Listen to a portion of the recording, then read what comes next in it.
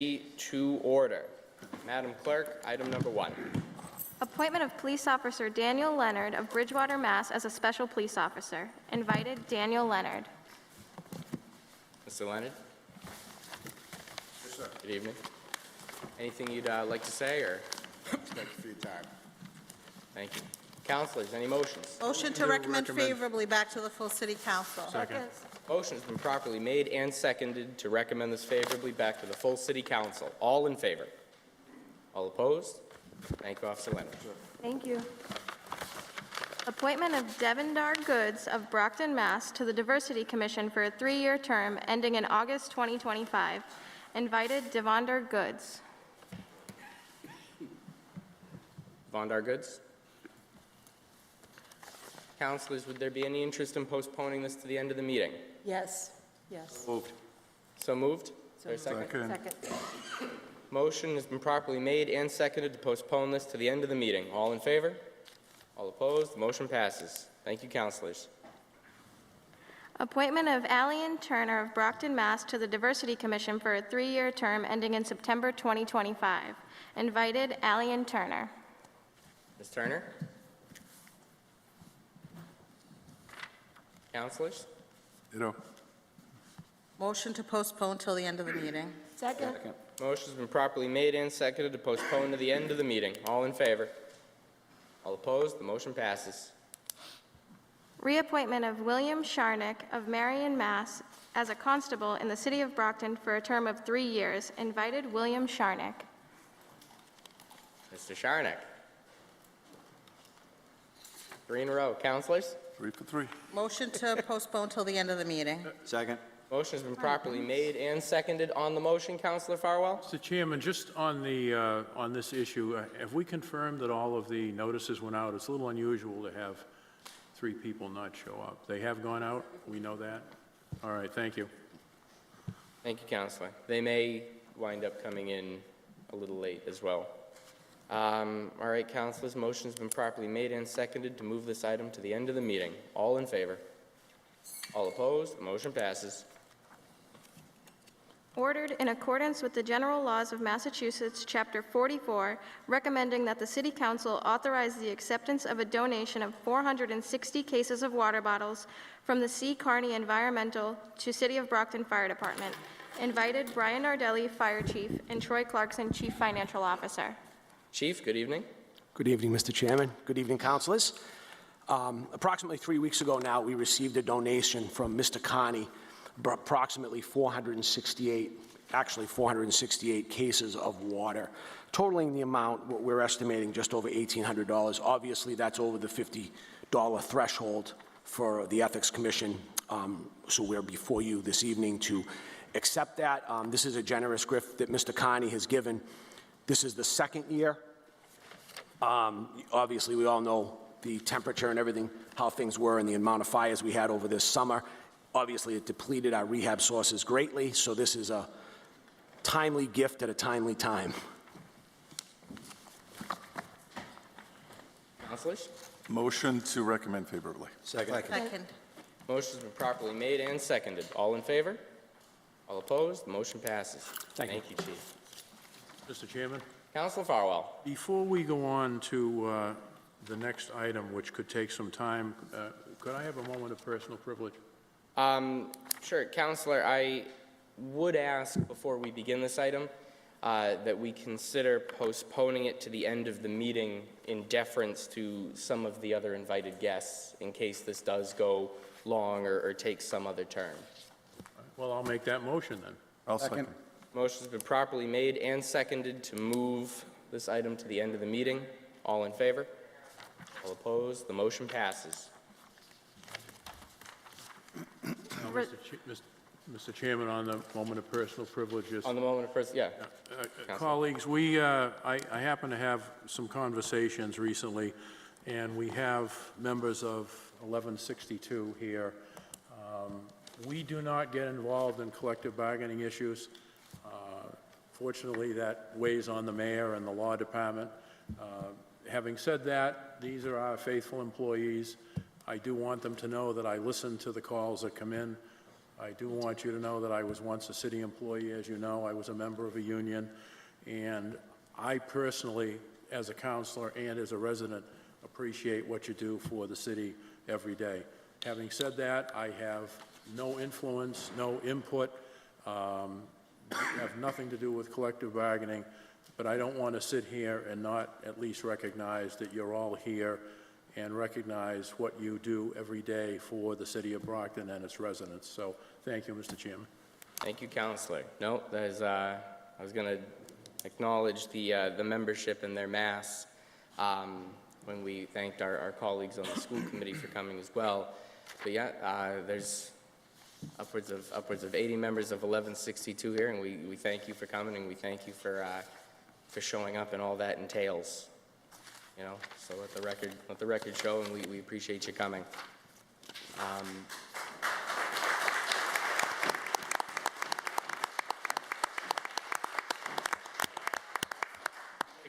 We got to keep it moving. Apologize, but we got to keep it moving. Madam Clerk, item number 3. Resolve, be it resolved that members of the Brockton School Committee, Superintendent of Schools Michael Thomas, Mayor of Brockton Robert Sullivan, Chief Financial Officer Troy Clarkson, Chief Financial Officer for the School Department Aldo Petronio, or their designees be invited to come before the Finance Committee to discuss athletic facilities in the community, funding, and the need for development of fields and upgrades for recreational uses in the city. Invited, Mayor Robert Sullivan, Michael Thomas, Superintendent of Schools, Troy Clarkson, Chief Financial Officer, City of Brockton, Aldo Petronio, Chief Financial Officer, Brockton School Department, Joyce Azak, Vice Chair, Brockton School Committee, Tony Rodriguez, Brockton School Committee Member, and Tim Carpenter, Superintendent of Parks. Mr. Mayor, good evening. Good evening. While you're setting that up, I'll acknowledge, you know, we have a couple of our colleagues from the school committee in the audience. School committee woman for Ward 5, Judy Sullivan, school committeeman for Ward 7, Tim Sullivan, school committeeman for Ward 4, Tony Rodriguez. Thank you for coming. Mr. Mayor. Mr. President, Mr. Chairman, members of the committee, I'm really thankful. I want to thank Councilor Thompson. You know, this is a resolve that's extremely important. I can tell you right now that Superintendent Mike Thomas and I've shared this with you before, we talk on a daily basis.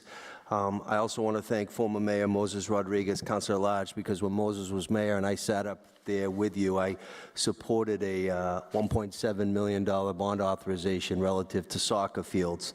I can tell you that I became mayor January 6th of 2020.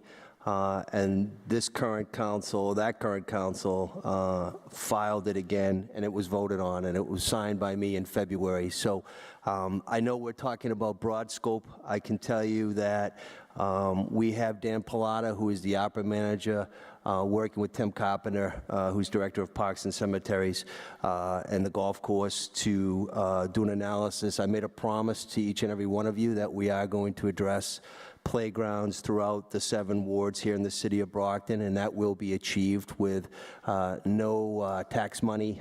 It's ARPA money. It's going to be federal money. I can also tell you that the Billy Policino Field, which if many of you went to Brockton High, you remember Coach Policino, who unfortunately passed away at a young age of brain cancer. We have a soccer field behind the AZF skating rink, and I know because I'm a soccer dad and I go there on a regular basis. We are working right now, and Mike can opine on this, we're working right now for that $1.7 million authorization to turf that field, and I'll tell you why. Number one, the freshman and JV soccer teams play up there, lacrosse, and also women's field hockey when they cannot utilize Marciano, use that. And then our community BYS, Brockton Youth Soccer, use that field as well. So the fact that it's on the grounds of Brockton High School, the fact that we can use it not just for our Brockton High athletes, but we can also showcase that for all youth in the city of Brockton, I think is a game changer. And Mike, to his credit, has already done some due diligence on that. But in terms of broad spectrum of all athletic fields in Brockton. I know Kevin Cairo, the athletic director, is here to opine on it as well, but I can tell you right now that the proposed cost for playgrounds in Brockton to use ARPA money will be in the millions of dollars. I can also tell you that Congressman Stephen Lynch was here recently, and we did put in a request after I went down to Washington, D.C. to try to get some federal earmark money. It does look like we are going to be the recipient of some federal additional earmark money, but that's going to be geared and used strictly for the East Side Cosgrove pool, not the fields. That's what the feds decided, and we welcome that because it will be a subsidy relative to the ARPA money. So again, as we know, the East Side pool is the beach for many people, but that's going to be a game changer because we're going to have additional funds. We're not here to talk about the pool today. We're here to talk about the fields, and I know Mike was nice enough to have his team come up with a PowerPoint, but I'm here and Troy is here and all the Petronio is here to talk about finances. So I truly want to thank you, Counselor. I know this was filed in the summer and those vacations and stuff, so I truly appreciate this, and this is a conversation that will reap really good benefits for our kids in the City of Champions. Thank you. Thank you.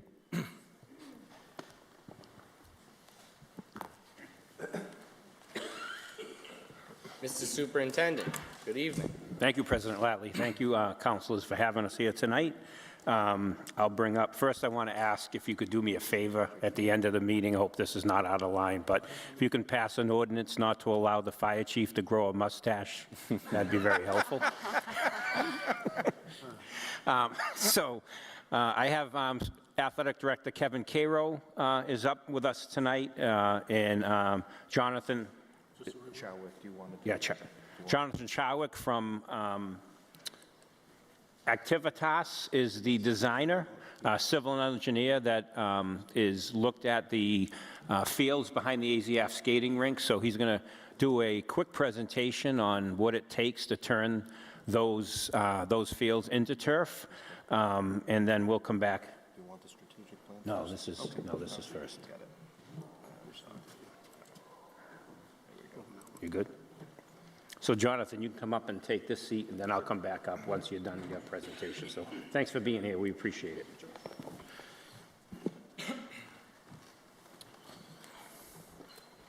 All right, good evening. Like Mike mentioned, my name is Jonathan Charwick from Activitas. We're a landscape architecture and civil engineering firm in Dedham, Massachusetts. Have a short presentation this evening. We were engaged by the school a few weeks ago. So what I want to do is walk you through the design process that we envision in the next few months, talk a little bit about the potential project, and then look at the schedule at the very end. So again, we'll do a design team introduction, talk about the project, and go into preliminary design schedule and any questions or comments the council may have. So as I know, we are a full landscape architecture and civil engineering firm in Dedham, Massachusetts. A majority of our work is outdoor athletic recreation design for municipalities, small colleges, universities, and professional athletics as well. The city of Brockton is sort of the meat of what we do. We've worked with Oliver Ames, Dedham, the city of Marlborough, Situate, a number of other New England communities around. So very familiar with the type of project that we're looking at for the high school. Once again, a majority of the work we do is municipal work with some college and university work and a little bit of professional work with Gillette Stadium for both the Revolution and the Patriots. So the scope of work is going to entail three major items. We're going to look at the existing conditions of the existing field to understand what our constraints are as it relates to easements. There's a brook just to the east, so from a wetland standpoint, we'll have to understand what we can build and what we cannot build. So one of the first tasks, we've hired our surveyor to get the work done in the next few weeks to do the field work, and in the interim, we'll be able to use some online aerial mapping to start with some of the design process. No, that's fine. Now, following this meeting, over the next 2 weeks or so, we're going to meet with the school and the athletic department to go over project programming. So what are we really doing here? You know, we're looking to convert the natural grass field to synthetic turf, but what else does the school need? We'll discuss lights, we'll discuss different types of amenities, and from those meetings, we'll develop a number of different options. So what you see on the screen right now, this is a project for Silver Lake High School, just an example of one of our initial studies we did with them, looked at different configurations of some of the rectangular fields. Baseball is one of the things we're going to look at. We look at that as well. And then from that, we understand, again, what the constraints are and how much we can build the facility, and with the ultimate goal to come up with one single plan that we'll be able to proceed with. As part of the design process, we'll also look at precedent images to get understanding of what's desired on the project. So in addition with the synthetic turf field, I know lights is one of the considerations we're looking at, fencing, ball netting, different types of walkways, protective netting all around the facility to control balls. We'll look at all these different items because they all have something to do with the costs as we prepare those. Go to the next one too. I'll probably the next one as well. Yep. And again, along with the athletic facility itself, looking at other amenities that may be included, providing water ball filling stations, scoreboards, seating areas, and things of that nature. Really understanding what the space is going to be. Obviously, we need to use this space for practice, but it's also going to be used for competitive play as well, so bleachers, things like that. So that'll be all part of the initial planning process that will help us define the proposed project. Now, it's certainly been a while since the stadium has received turf, so one of the tasks that we'll do during this process as well is make the school and the athletic department familiar with the different synthetic turf systems that are out there right now. So there'll be an education process on the synthetic turf, and we'll also go into all the alternative infills that are available, along with resilient pads underneath the field. All of these have pros and cons as it relates to performance as well as cost, so these are important things to consider as we're developing that budget. And as part of this process, we'll also look to visit a few different facilities that may have different turf systems to walk on those, talk with the other athletic departments to see what their thoughts are so we can design the best synthetic turf system for the school. So briefly, these are just a few options that we consider for the pad underneath. Again, right before that was the alternative infills we'll consider. And lastly, there'll be some education on sports lighting. So I know the baseball field over the last few years has been upgraded to the LED system. That's most likely what we're going to be looking at for this athletic field as well. There's been a lot of different upgrades over the last 20, 30 years as it relates to sports lighting, how it's performed, how it interacts with neighbors and things of that nature. So there'll be a full educational process that goes along with that so that we'll be able to educate the adjacent neighbors as necessary.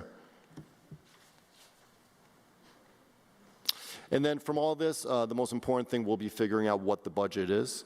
So right now you have an example of, when we pull together project budgets, we're not throwing $1 million of this item, $2 million of this item. We're going all the way down to all the different unit costs, work with contractors to find out what the actual costs are in the marketplace right now. So we'll develop very itemized opinions of costs so that we fully understand what the different costs are for all the different elements. So per se, there's a certain budget we're trying to hit and we're over and above on certain items, we're able to pull those items out and essentially create the budget that works for what the city can handle.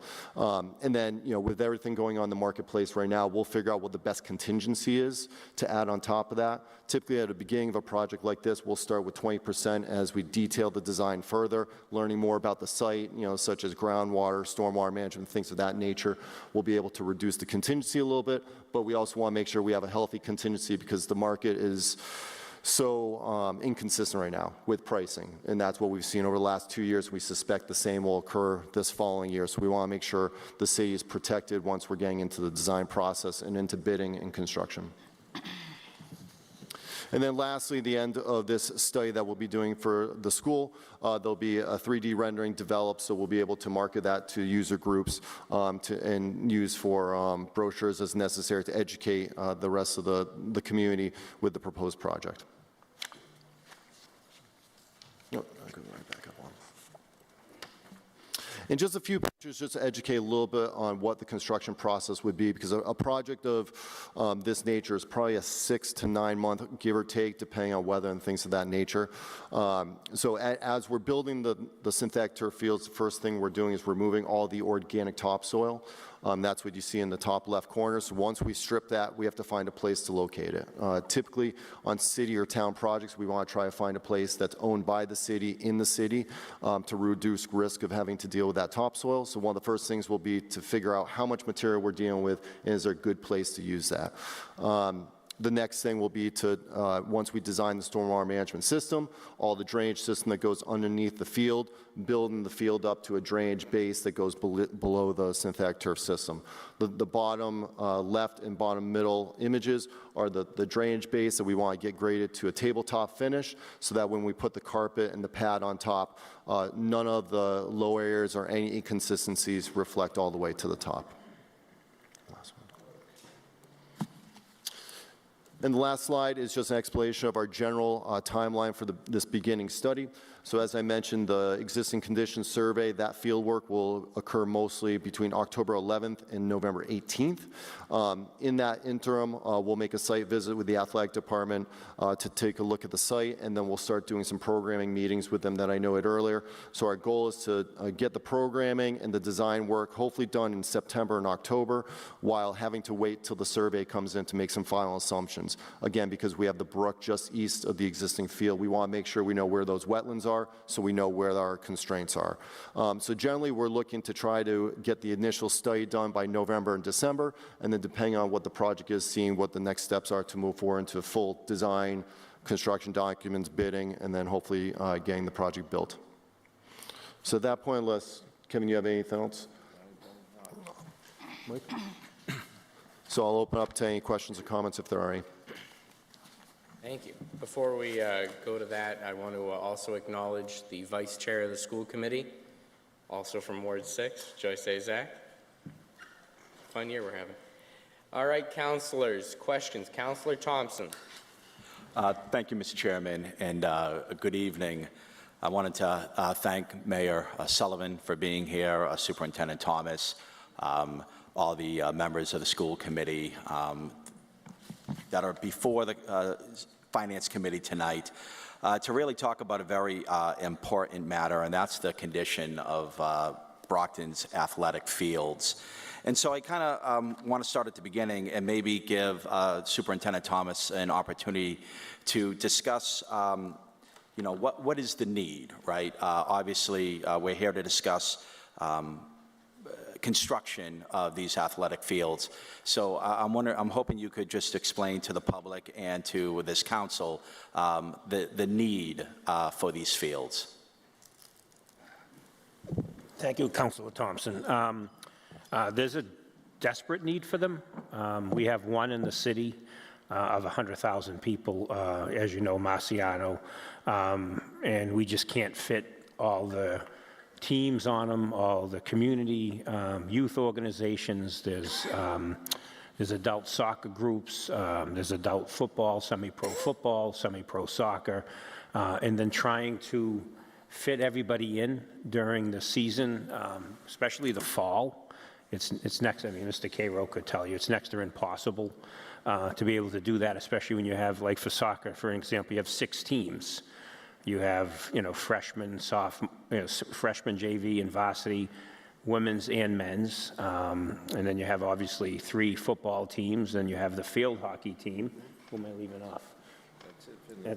And then that's just the fall, and then you try to fit obviously semi-pro soccer, youth football, and then a semi-pro football that try to get onto the field. And you know, it's for a city this size, for the history in athletics that we have, there's a desperate need right away for at least one more, and we would like to really discuss how we could get one in each of the 4 sections of the cities that are, you know, our Compass middle schools would, again, should be a master plan that we should come up with to really move forward on this. Right. I agree, and I think we'll continue discussing that plan.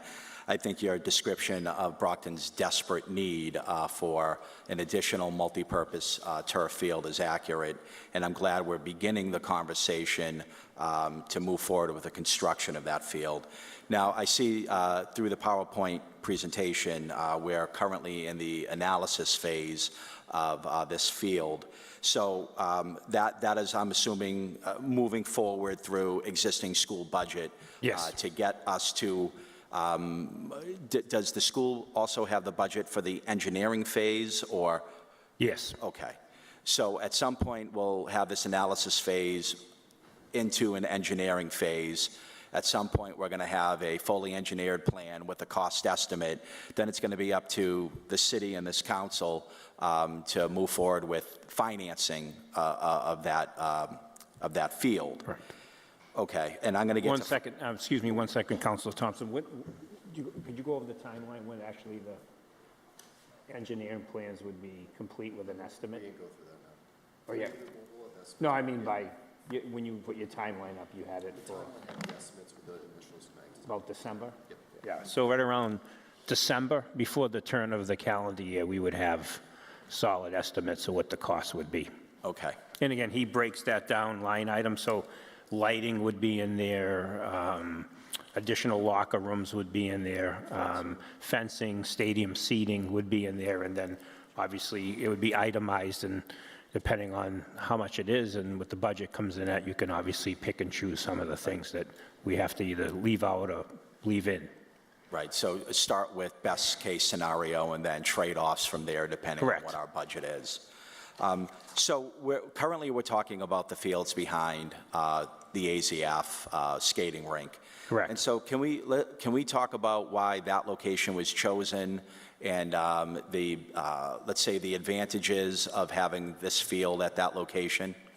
It was chosen because it would get the most use as far as how, because a lot of the need has been right now at Brockton High School, and it would not only take care of high school athletics, it would also fulfill a lot what we do with the youth organizations that actually use Brockton, the Marciano Stadium. So it would expand the use for the youth organizations. It would expand the use for, again, our football program, middle school football program, our junior midget football, and obviously the Brockton youth soccer use those fields as well.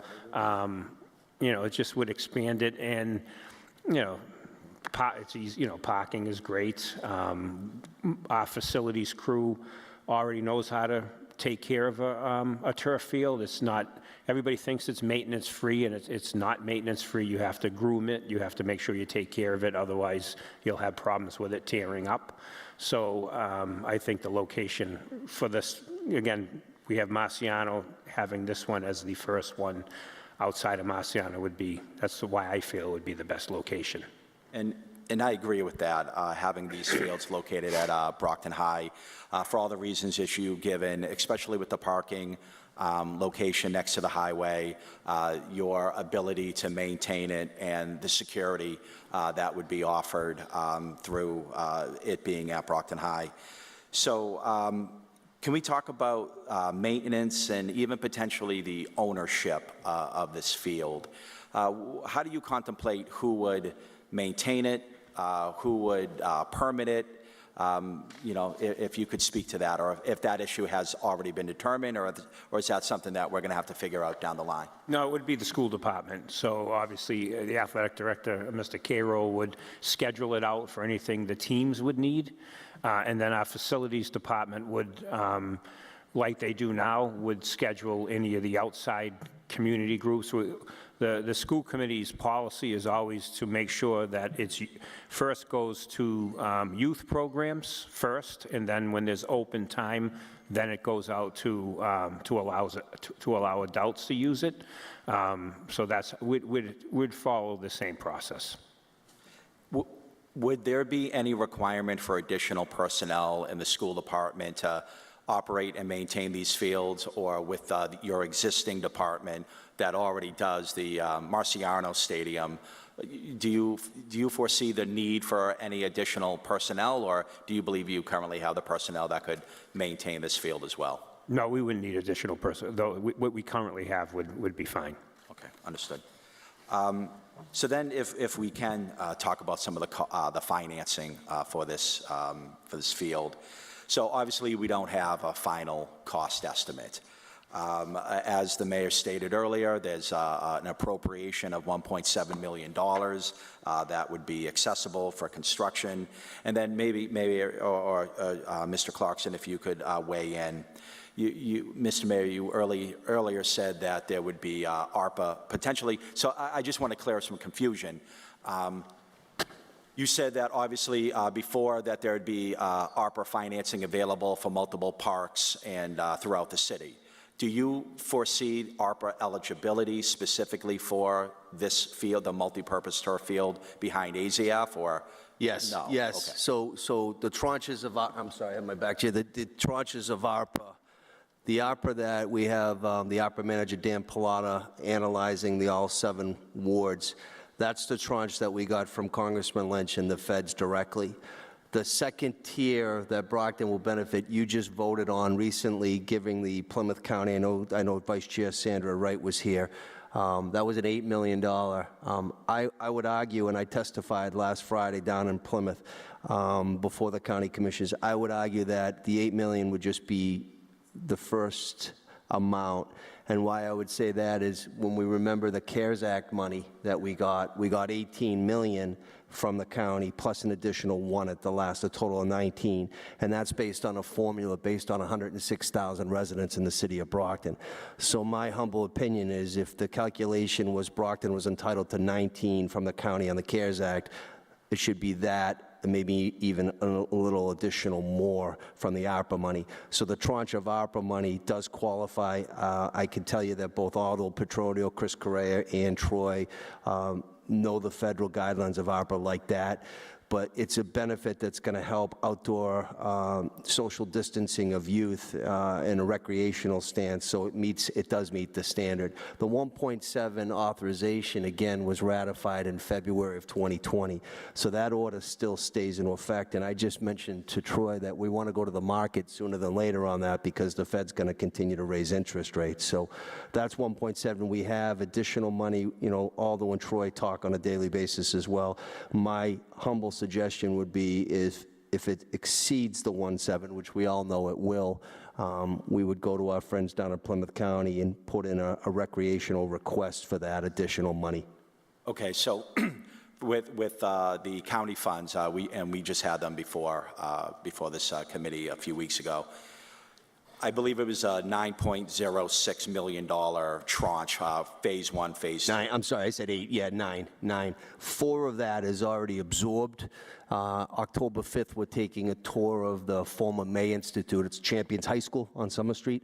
$4 million of that would be reimbursed to the city from ARPA out of that 9. Right, so I think when we had Ms. Costello here, we were doing a little quick math, and it seems like potentially around $6 million of that $9 million is accounted for through the May Institute, through, I believe there was something going down with the water treatment plant, and then the 2 COVID testing tranches. So quick math is about $6 million. Are we expecting the additional $3 million, or the leftover 3, to be used for this field, or are we waiting for some further tranche from the Plymouth County to take care of the fields? Yeah, I mean, time is of the essence under the federal guides, right? Because if we don't spend the money under a certain time, there's a clawback and the feds would take the money. And I made a promise, and all of you agreed to this promise. We're not going to give a dime back. We're going to spend it to benefit Brockton. So I would tell you that we should be multitasking at the same time politically. And I want to thank Councilor Castro. She serves on the Plymouth County Advisory Board. She was an appointee from me as the mayor, and she does a great job. I think we have to multitask. The additional money and requests, that will come. That's going to be a natural fluid, but we need to do what we have right now in terms of Mike and his team, the architect, and making sure we come up with at least some hard guesstimate dollar amounts. And if we have to go over that 1.7, and Marty Brophy and Troy will go to the market so we can get that money and put it in a revolving account or something that's going to be here. But I agree with you. I think we have to kind of multitask on this. Okay, great. So from what I understand is the 1.7 will act fast on acquiring that money. And then if there's any additional monies, we have that $3 million leeway with the current 2 phases of the county ARPA funds to backfill any additional requirements for these fields. Unless Aldo says you have ESSER 3 funds, which were the federal tranche on the school side, I don't know what he would say about that, but the non-net school, there might be some variance there as well, but we would come up with the funds that, again, wouldn't raise any taxes. It's allotments to the city of Brockton from the feds. Okay, well, that's good to hear, because my intent with this resolve was to begin the discussion to then figure out a plan and then move forward with executing that plan. So through this discussion, it sounds like there's been an analysis done, conceptual analysis. Then we're now moving into the engineering phase. Once that engineering phase is complete, we have an estimate of the cost. We can then talk about financing, but we're ready to move forward with the 1.7 that we currently have, with the Plymouth County funds, if we need to supplement that 1.7, with the expectation that we'd have shovels in the ground. When would that be, if you would know, sir, when from? The guesstimate would be summertime. Summer. June is the guesstimate right now at this time. With a completion time of, would it be ready for the fall? November, December, I would say November, December, late fall, Late fall completion. Okay. if all goes well. And again, the variant there is supply chain delays. Okay. So I'm glad that I'm hearing from all the participants here that the will to get this done is there, and that there's now an expectation that as this process goes along, we're going to get there within the next year. So We will, and the other thing is the question you asked is a fair question, why Policino Field? And I can tell you, I'll take my mayor hat off and I'll put my dad going to games every Saturday with my 3 kids. Went to a freshman Brockton High game up there last year playing another team, and the parents that were visiting said, what an embarrassment this field is. This is City of Champions. I heard them say that, and I didn't forget it. I also know that the parents that take and guardians that take their kids there on Saturday now, they have to kind of dodge where they can park. That parking lot is atrocious, to say the least. So even though we're going to spend money on the field, it's going to be all the tertiary things, the parking, and everything's going to be, we're all going to be proud of this site. And I'm glad to hear that, Mr. Mayor, because I think you're absolutely right, where, Brockton has a proud tradition of being an athletic powerhouse in the South Shore, and the fields that we're currently practicing on is embarrassing, as you said, and potentially causing a high risk of injury to our student athletes, and they deserve better. And so I'm glad that this conversation is being had and that there is the will to move forward. I would like to call Tony Rodriguez forward. Thank you, Councilor. Thank you. And just one last thing, Mr. Mayor, I apologize.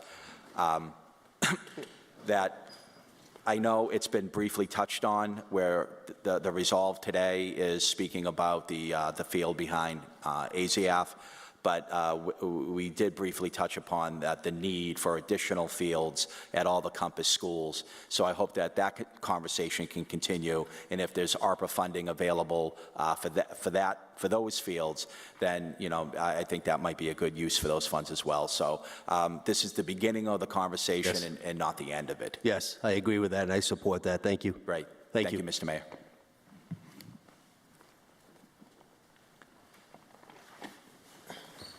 Good evening. Hey, good evening, Mr. Rodriguez. Thank you for coming today.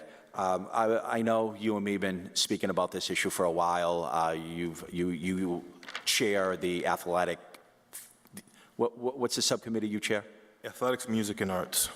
Right, yes. So I know you're intimately involved in our athletic program. So just hoping that we could hear your opinion on this matter.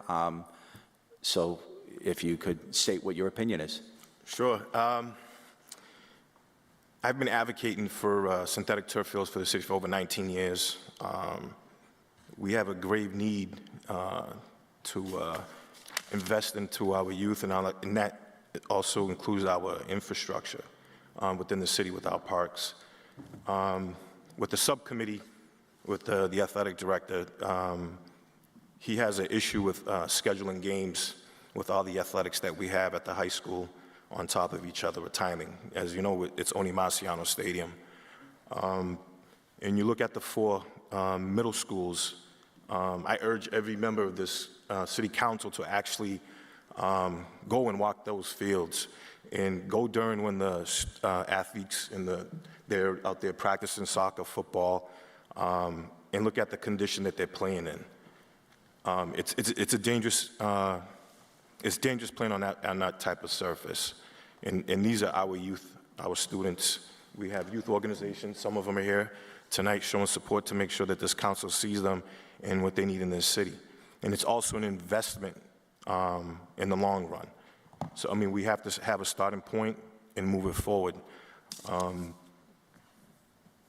It's kind of embarrassing. I can't say it's kind of, it is embarrassing that, you know, we have communities, Needham, Wellesley, Martha's Vineyard, Nantucket, Concord, Randolph. When our students, our athletes go, they're playing on synthetic turf fields. And then they come into Brockton. What does that tell our students, our youth in this city? That we don't care. We have over a $500 million budget in this city. I think this board should be able to carve out whatever it is, $6 million, $10 million, $12 million, to make sure that we invest into our youth. Well, I appreciate that, Mr. Rodriguez, and I'll work on this end of the City Council to make sure that we do accomplish that. I believe there should be a multi-purpose turf field at every one of our Compass middle schools so that they can begin training middle school athletes, all the sports that are happening at Brockton High, so that we have better feeder systems into our high school, so we can raise the standard of our athletics at Brockton High and throughout the city. So I do appreciate your work on this issue. I appreciate you coming here tonight. Is there any organization you would like to recognize that came here tonight? We have the Brockton Junior Boxers. I believe some of the Raiders, they were here, or they're still in the crowd. Matt Campbell on the school side with middle school football, which is our second year into the program. And you know, even myself being involved in football and playing, when you reach out to the city as a youth organization and they tell you there's no room, you know, where's the money going? You know, how come none of our ballparks in the city has lights? There is none. West Junior High, the lights went out, wasn't replaced. The Davis went out, wasn't replaced. The Raymond went out, it was replaced. Every ballpark in this city should be lit up to get more usage out of them. And it helps the school department, the parks department, in scheduling. Because you have groups fighting for field time, it starts getting dark. You know, I'm making a request through Aldo to buy portable lights so our middle school football can have lights for practice and games. You know, there's a grave need here, and I think, you know, thank you, Counselor, for bringing us here to have this conversation. And yes, we have to start somewhere, but we have to also address the city as a whole. Agreed, and as stated, this is the beginning of the conversation, not the end of it, and we will work together, both city side, school side, to make sure that happens. But we appreciate your efforts on the matter. Thank you, Mr. Rodriguez. Thank you.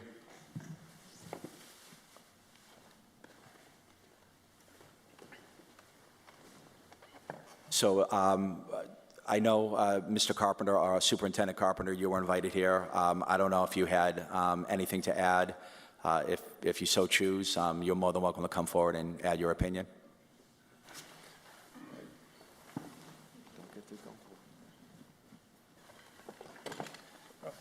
Good evening, councilors. Good evening, Councilor.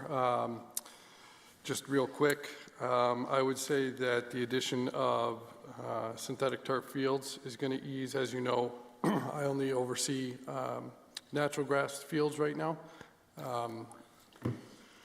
which take a long time to recover after heavy usage, which is what they all receive. And I think the addition of any synthetic grass fields will ease that burden and allow for a systematic rotation of temporary closures to allow fields to recover, to do reseeding, and that kind of thing. So I think this is a hugely beneficial project. Great. Thank you, Mr. Superintendent. I have no further questions, Mr. Chair. Thank you, Counselor. Counselor Farwell? Thank you, Mr. Chairman.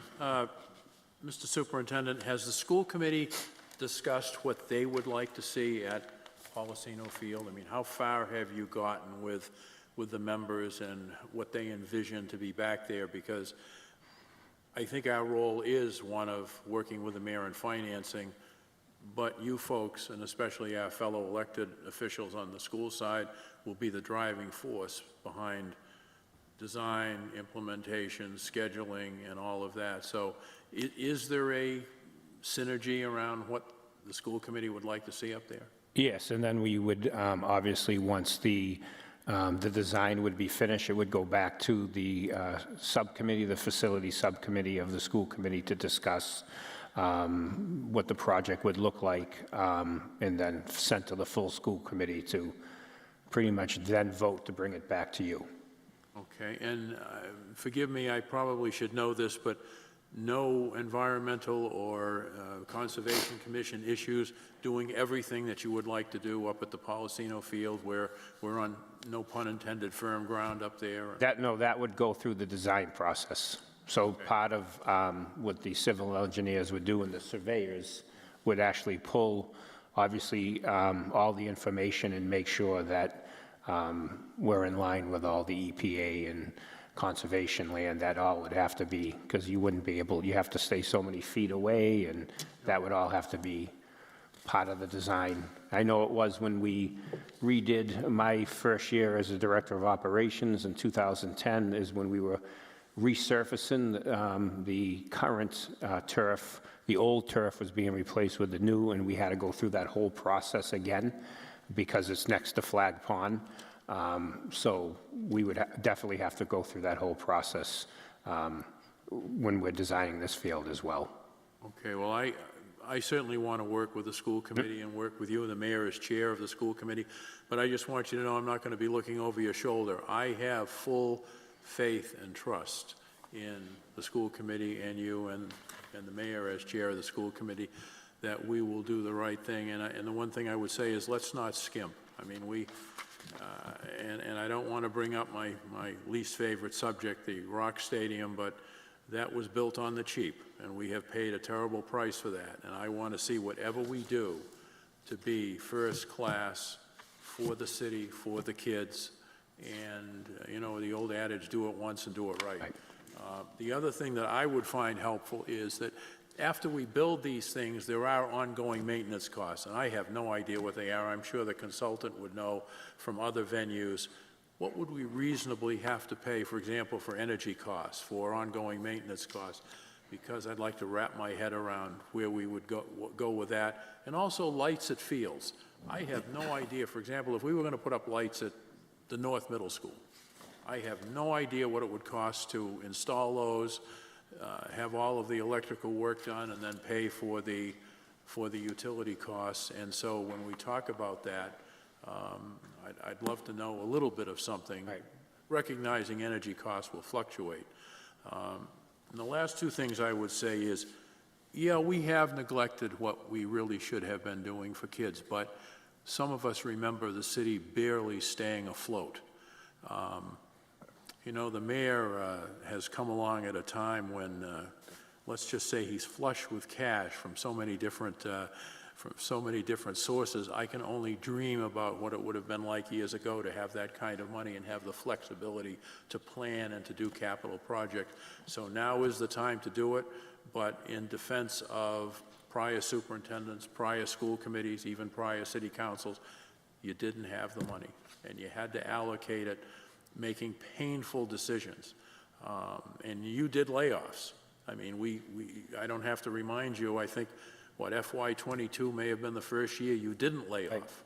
And so I'm very mindful of that. I do want to clarify one thing, and we all engage in hyperbole. Lord knows I do it all the time. But when we talk about it being dangerous for the kids to play, I don't want the parents to think that we're putting children in a dangerous position. I mean, I hope that what we mean is that it's less advantageous than it should be. But when I hear the word dangerous, my first concern is the public going to, you know, key off on that word? So is there a better way, I'll turn to Mr. Cairo, is there a better way of describing where we are? Mediocre, would that be, I would say the best way would be less than favorable conditions would be Okay. the best way to describe. I mean, with the drought that we've had over the summertime, with the grass fields, I mean, there's a lot of bare spots, and it does get, when we do have precipitation, it gets muddy. By having turf, that would alleviate a lot of problems. I mean, we won't have to be at the mercy of Mother Nature to give us rain and things of that. We don't have to worry about mowing grass anymore. It can be used pretty much year-round by everybody. well, gentlemen, come back, and ladies on the school committee, come back when you need us, and I can't imagine anyone objecting to being a full-fledged partner with the school system to get this done. So I thank you for your presentation. Thank you, Mr. Chairman.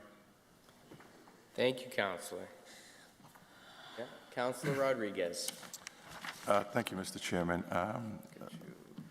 Not to be too different from what Councilor Farwell was saying, I, on the other hand, like for some of us in this body to be involved in that decision-making process as well. Because when I was sitting downstairs, one of the reasons why we put that money aside was to facilitate community use of fields in the city.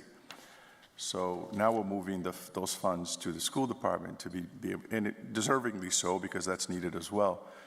But the fear that I have is that if it goes too far to the school department, then we lose the ability to provide some community use to it as well.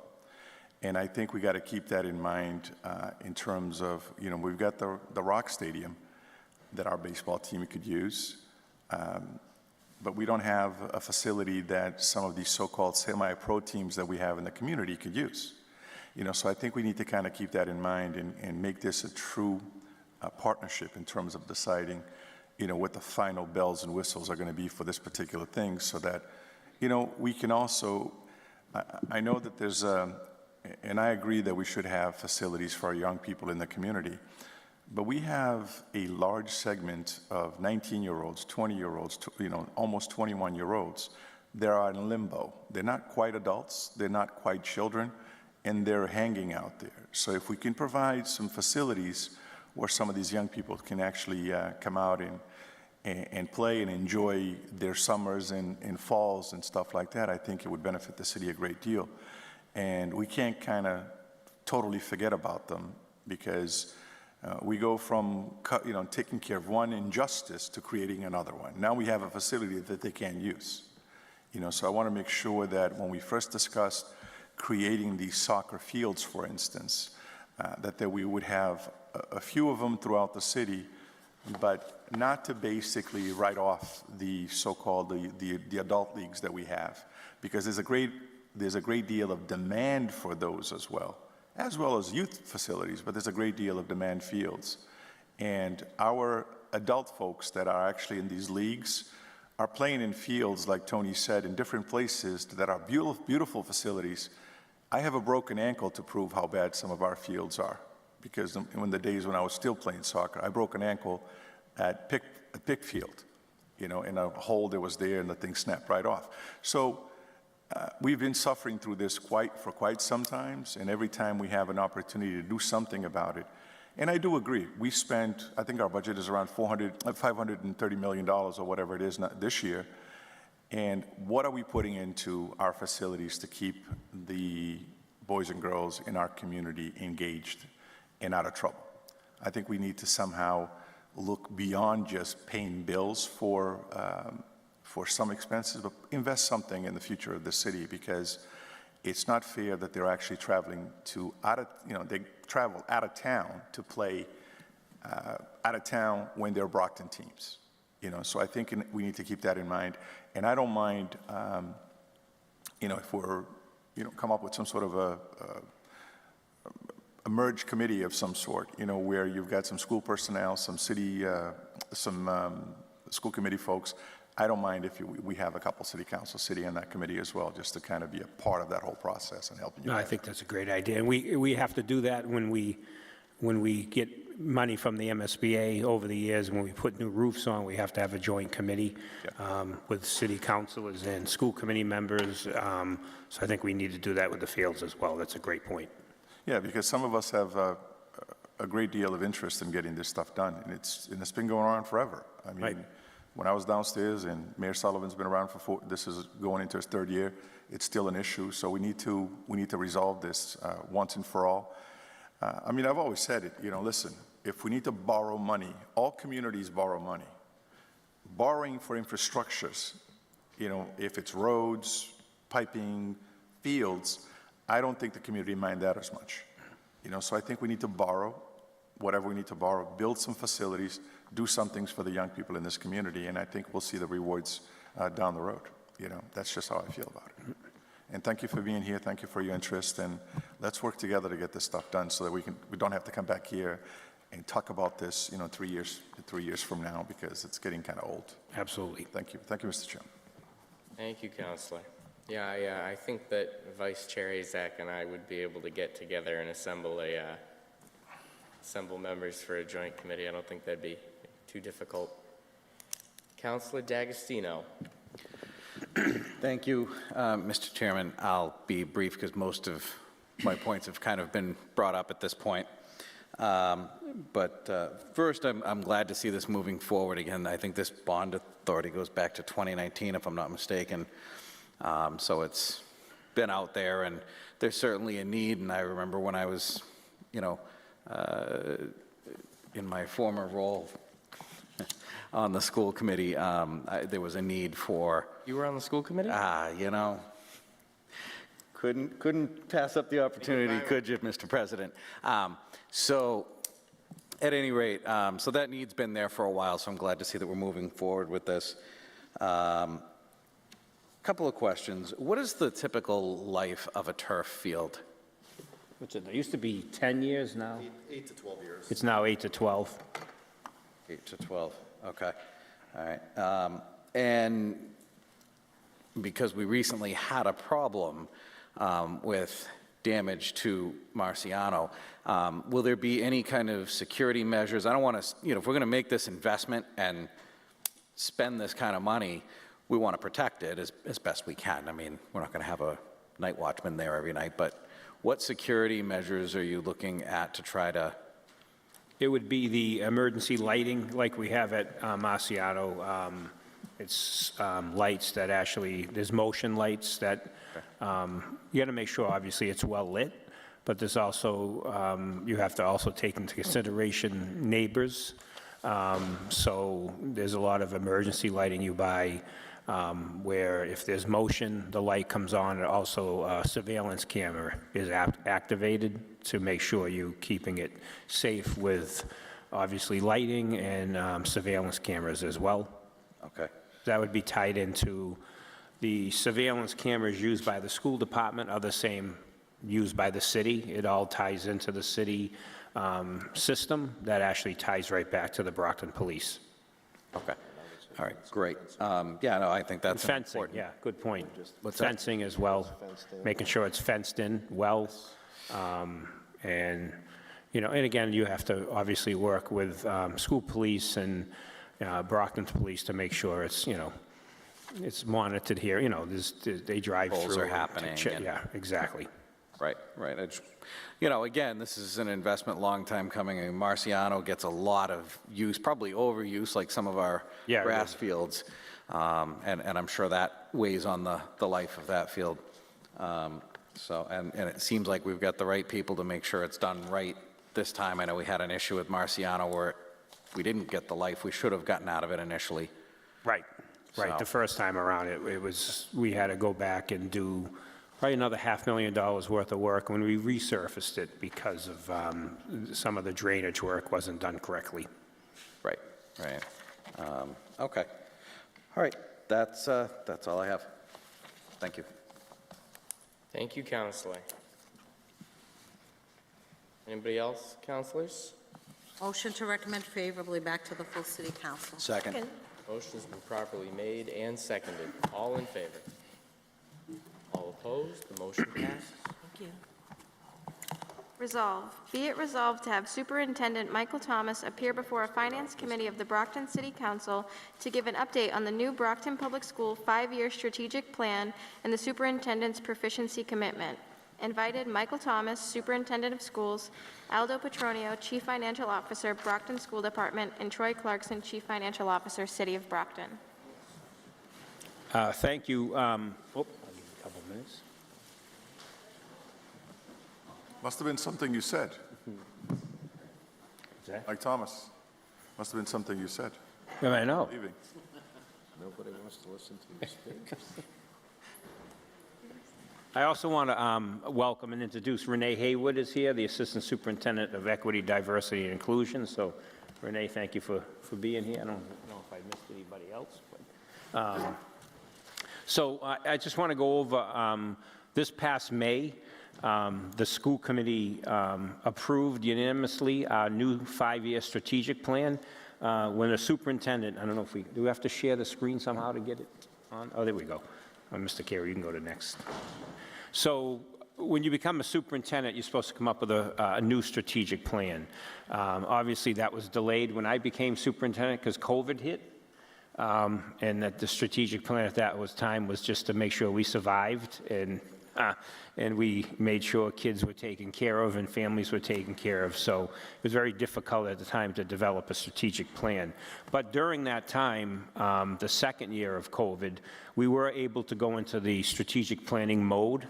And it was a process we used with a facilitator where we were able to get over 250 stakeholders from across the city involved in this, developing the strategic plan. That's teachers, administrators, support staff. It was school committee members. It was community stakeholders, our community groups that we work with, parents, and students as well. So it was a very inclusive process. So that's why I think we had over 1,000 people that were involved in having input into the new strategic plan. Yep. So our mission, the Brockton Public Schools ensures student access by fulfilling the educational, social, and emotional needs of all students in the pursuit of instructional excellence. That's the overall mission. We want to make sure we provide a high-quality learning experience for our students, so we make sure we have student-centered learning focused on lived experience. As you all know that we've all been to school, and sometimes you're in school and you go through a very boring class where we don't really relate it well to real-life experiences, and we have to do a better job of doing that, especially now in the era of technology.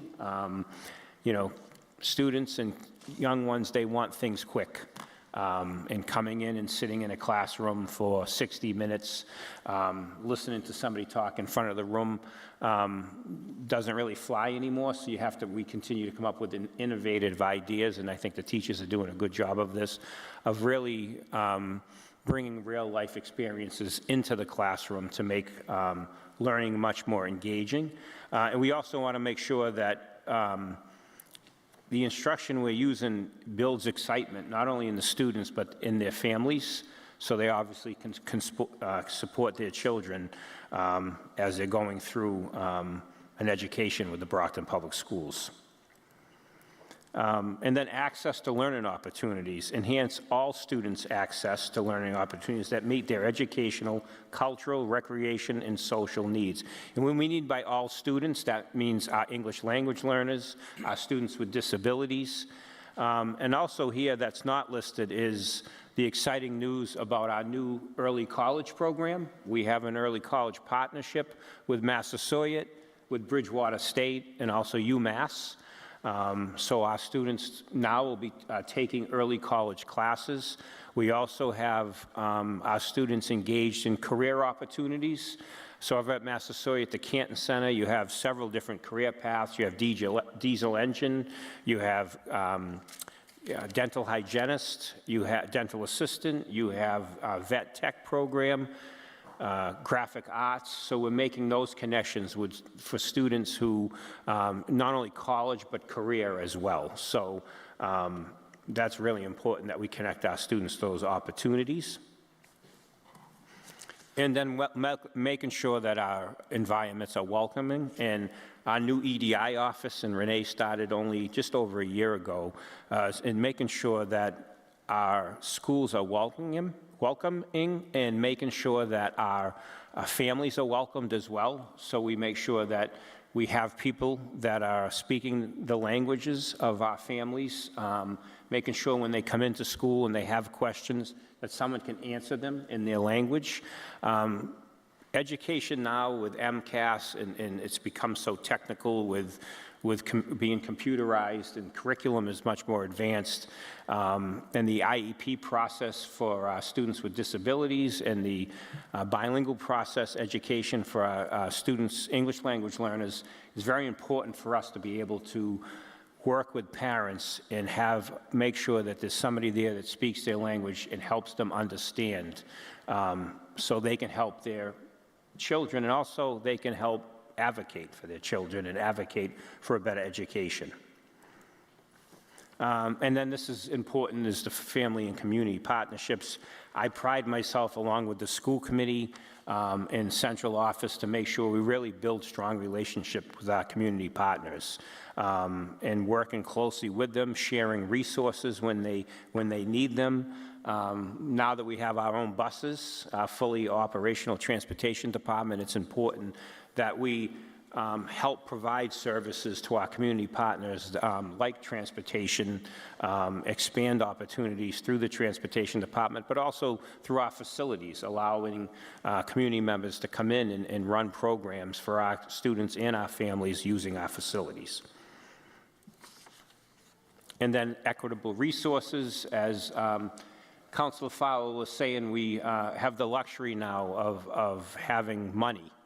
And days when he sat on the school committee, and just a few short years ago when Superintendent Smith had to cut 16 million, 10 million out of the budget. You know, they were very lean times, and back before, where you could not buy, and Mr. DiAgostino remembers this, is everything that got cut was curriculum first, technology, to try to save employees. And now that we have the opportunity to spend money on curriculum and materials, we have to make sure they're equitable and they provide that equitable access for our students.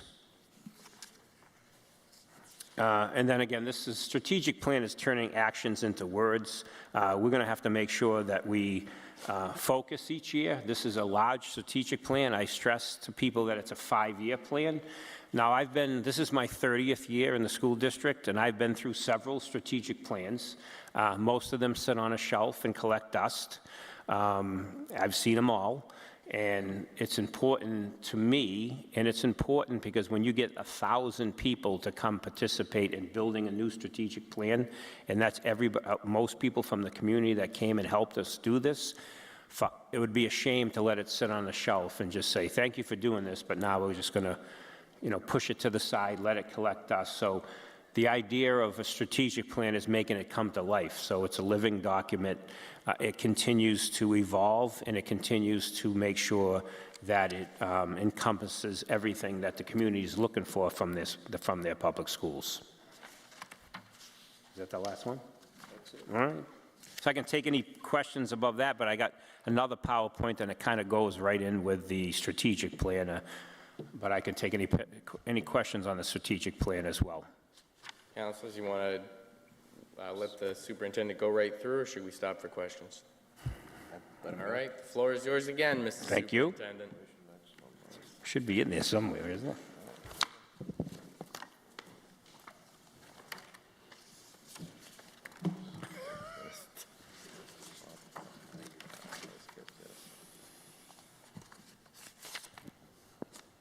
You've got an athletic director who's always technologically gifted. I guess you've got 2 for the price of 1 over there. That's got to be it. Yeah, that's it. There we go. I know, he's better than I am with it. Well, remember, Mr. Cairo was a principal for 13 years, too. All right, so when I talk about the strategic plan not sitting on a shelf and it needs to come to life, so what do you do to make a strategic plan come to life? And so this is, and I'm introducing to you, is the superintendent's proficiency commitment. Now, this is a bold move, and did we go, is this the first one? So, obviously, having this come to life, the strategic plan, this superintendency commitment is not only my commitment, it's a commitment of the whole department, the whole district, but also the commitment of the school committee, families, and community partners. Our 3 focus areas will continue to be effective instruction, active reading and writing, and positive relationships. Those have been our focus areas last year. They'll continue this year. And what I mean by what is this proficiency initiative is at the end of this 5-year strategic plan, 90% of our students will be proficient in ELA and math. That's what our family should expect from us. Right now, we're at about 28% of our students are proficient in math. Several are close to it, but not there. We need to be at 90%. And I'll go into what it means by being proficient, because when people see that, you think nothing other than MCAS scores, and that's not all about proficiency. So how will we measure what proficiency is and the attainment of our goal of 90%?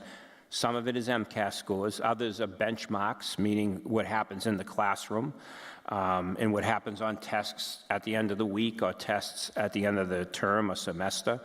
And also how we celebrate students' performances in the classroom. I think we tend to forget that because we focus so much on test scores. You tend to forget when a teacher takes a student on a Monday who's really struggling with fractions, for example, and on that Friday they understand fractions. That needs to be celebrated. And that's something in this day and age of testing, we've forgotten. Those little gains that a student works hard, goes home, gets help from their parents, and then they come back and all of a sudden fractions click. That's part of proficiency, not just them taking a test at the end of the year, and then the Department of Ed determines whether they're proficient or not. Those things have to be taken into consideration, what happens in the classroom every day between a student and a teacher and the gains that they make. So, the academic proficiency question in simple terms is, do they know it and can they use it? Now, some of the things we see on the MCAS test that people will never use in everyday life. So we have to make sure when I talk about bringing learning to life is things that we're doing with students in the classroom that do they know it and can they use it in everyday life? You know, that's proficiency. Proficiency is a standard. It's a target of knowledge and skills we strive for. It's not an assessment when everything, again, is about testing. And that's unfortunately how we're judged. School systems are judged by testing, but proficiency goes far beyond that. So these are the 2 crucial truths that I know are true in the Brockton Public Schools. Our students can achieve proficiency at every grade level and graduate from any high school that we have, ready for college and career. And our educators are strong enough, creative enough, and love our children enough to figure out how to overcome obstacles and provide the instruction they need to get them there. Again, I say this, I said it before, I'll say it again. My most important job, the job of everybody that works for me at central office, and the job of the staff in these schools is we exist to move children to proficiency. We will organize ourselves to do that with our new strategic plan, and we'll get there. And I presented this to the principals when they first came back in August. I presented to the school committee in the first meeting in September. This is the 3rd group I'm presenting it to. And then through the next 4 to 5 weeks, I'll be presenting this proficiency initiative to all our stakeholders, and our community partners and our parents to make sure that they know their role because this is not just a school department proficiency commitment, it's a community proficiency commitment, and it's going to take all of us to get our kids to 90%. And we can do this. I mean, Brockton kids are champions, and we always have to remind ourselves that we have to make sure that we understand the struggles our kids go through, but that cannot be an excuse for low expectations. And I think people tend to say, oh, that poor kid's, poor kid comes from poverty. The English is not their first language, or they have disabilities. And it's easy for us to then, kind of take a step back and, make it a little bit easier for that child, but that's not doing them any favors. We have to understand the challenges they come to us with and support them and their families around that. But we have to push them as well to make sure that they grow up to be, active members of society. And for us to make excuses for them or have low expectations for them because they come from difficult situations is not, again, that is not helpful to any of us. And that's why we can do this. We need to make sure that we continue to push our kids to high standards and make sure we have high expectations, not low expectations. So that's it for me, and I'm happy to take any questions. Thank you, Mr. Superintendent. Councilor D'Agostino, I believe you sponsored this? You're right, I did. Thank you for both presentations, Superintendent Thomas. I do have a few questions, and as you know, I'm pretty familiar with these issues. I spent 6 years on the committee working with you and the former superintendent and the rest of the committee.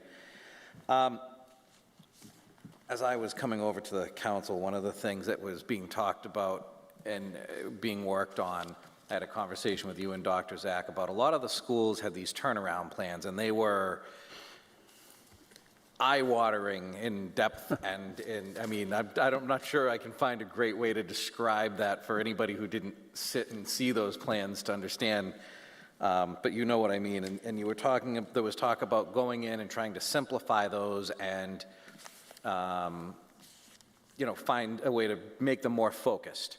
And can you just opine on that progress? And because again, before that was done, I came over to the council. So, So it led to our 3 focus areas of effective instruction, active reading and writing, and positive relationships. So the Department of Ed was, we worked, as through our MOU, have worked very closely with the Department of Ed, and they allowed us to take the turnaround plans in the schools and really pare them down so they're focused. Focused on instruction, focused on active reading and writing, and most importantly, positive relationships. So they have allowed us to do that, and that has been something that has really been helpful for teachers and support staff and principals, because now they can focus. And you said it, those plans used to be page after page after page, and unfortunately, after a month, even the people that wrote the plans didn't know what was in them, and they lost focus, and then you go in a bunch of different directions. So now they're very focused, very pointed. It's all about instruction, along with positive relationships. And a perfect example of some changes we made, and I know Mr. Minicello's not here tonight, but for years, Mr. Minicello, when he was on the school committee, would always talk about how disappointed he was that every middle school had their own schedule. And so our middle schools were not uniform as far as their schedule. You could go to South, and if your family moved to the east side, you could go into East and have a totally different schedule than you had at South. And that was like that throughout all 6 middle schools. Finally, this year, after all those years Mr. Minicello asked for it, all our middle schools are on the same exact schedule. So, for example, a few years ago, you had students at one middle school getting a whole 6 months more in minutes in math than they did at another one. You want to talk about inequities, so that all had to be redesigned. So now you have every middle school that is on the same schedule. So every student in Brockton that's in middle school gets the same minutes of math, English, science, social studies, in the electives as well. So those are the changes that needed to happen to make sure it was equal for all students. Another perfect example of this, and I've spoken to Councilor Rodriguez about this, is the importance of the bilingual education and making sure that students, and actually Councilor Mendez and Tavares came and met with me about this, is making sure our students are not spending too long in the bilingual program, making sure those students have access to their neighborhood school, and making sure that when they're ready, they need to go into, included into classrooms, because the longer they are in the bilingual program, the more they miss out on. They can miss out on advanced placement classes. So that's something we changed this year with our new launch program. And, it's students staying in their neighborhood schools. We do not have students that used to live at the Huntington School and bust all the way to the Brookfield for their school, just because they're an English language learner. Now we have that every school, so students do not have to leave their neighborhood schools anymore. And they will move out of the bilingual program much quicker than they had in the past. So we heard you about that, and it's not only that we heard you, it's the right thing to do for kids. And you'll see much better results from those students towards proficiency now that we have these new programs in place. Great. We talked about, and we've talked about this a lot, and I won't get into my feelings on standardized testing. You're well aware. We've talked about that many times. Well, I'll just say this, I'm glad to see that we're talking about other benchmarks here, because again, one day shouldn't be the be-all, end-all of that student's proficiency measurement. My question is, and I don't know that you're going to be able to answer it because it's probably, I know it's out of your hands, but it's great for us to say we need to acknowledge all these other measures. The problem is getting the Department of Elementary and Secondary Education on board with that concept. Are they? Well, I mean, they kind of just made a decision that goes against, as they increased the passing rate for high school students starting in the year 2026, which there's a lot of opposition to that because we're just coming out of a pandemic, and this wasn't the right time to raise the passing rate for high school students, starting with the class of 2026. They passed it. I don't know how long that's going to last. It went against Commissioner Riley's recommendation. He wanted it pushed out to 2029. The Board of Education voted for 2026. So when you asked whether they actually are going in the opposite direction as far as the testing. So what you're telling me is Desi still doesn't get it. You don't have to answer that. I'm not shocked. But anyway, all right. Well, and that's my concern, right? Because again, we've talked about this before. You can have a student who does well in class, does well on their weekly tests or whatever tests are given during the year, and then doesn't test well, and despite accommodations they may have on that one day, right, doesn't perform the way that we know they can. But all right, I was hoping maybe they were coming around a little bit. My next question is, one of the things we always talked about is you talked about everybody has to be a part of this, right? It's not just the students, not just the teachers. What are we doing as far as supporting parents, right? The issue is parents didn't necessarily speak English or have the base of knowledge to help the student, or they're working 3 jobs and it's a time issue. So how are we helping to support those families so that those students get the support they need? So now we're up to 14 parent liaisons across the district that obviously speak all our languages. We also have parents that I want to thank. As you know, pre-COVID, it was actually I think only a month or 2 before COVID, we opened the community center at North. That group didn't stop working. They actually still, Ivalice Caravallo, Sabora with Lenny and Tina Cardoza, they're all still functioning as a community center. Now it's over at the Goddard. You know, thanks to the mayor, with some ARPA funds, where it was able to help make sure we did some renovation work at the Goddard. So the Goddard is their community center now, and they're running all kinds of activities for our families. They never gave up. I mean, they don't get paid for this. This was the idea we had at North when we thought we were going to close North.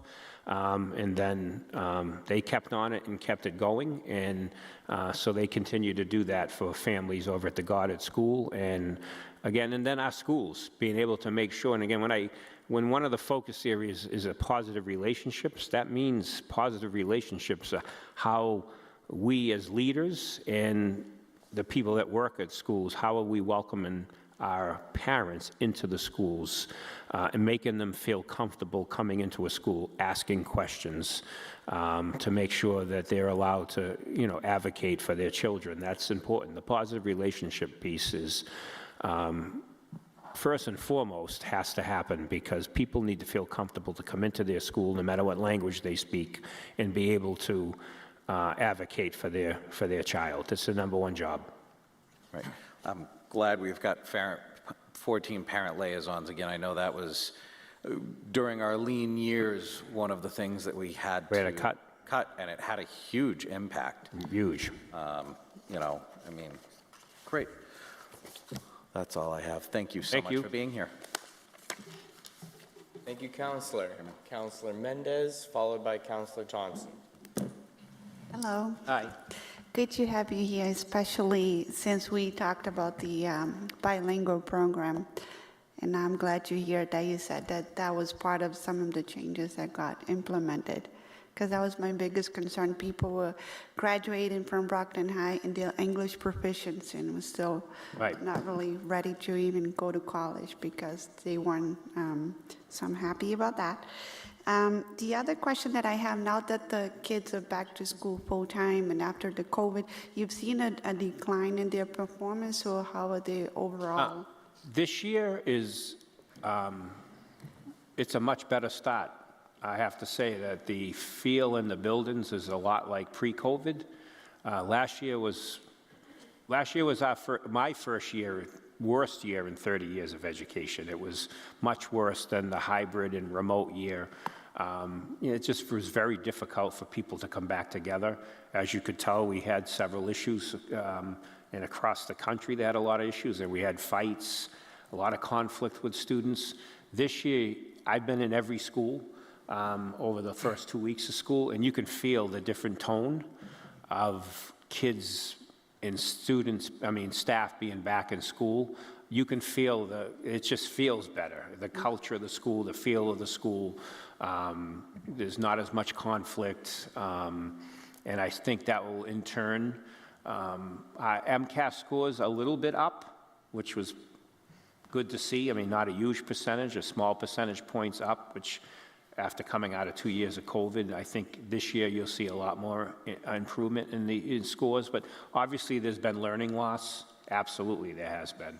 And again, we have to make sure we continue to accelerate, not remediate.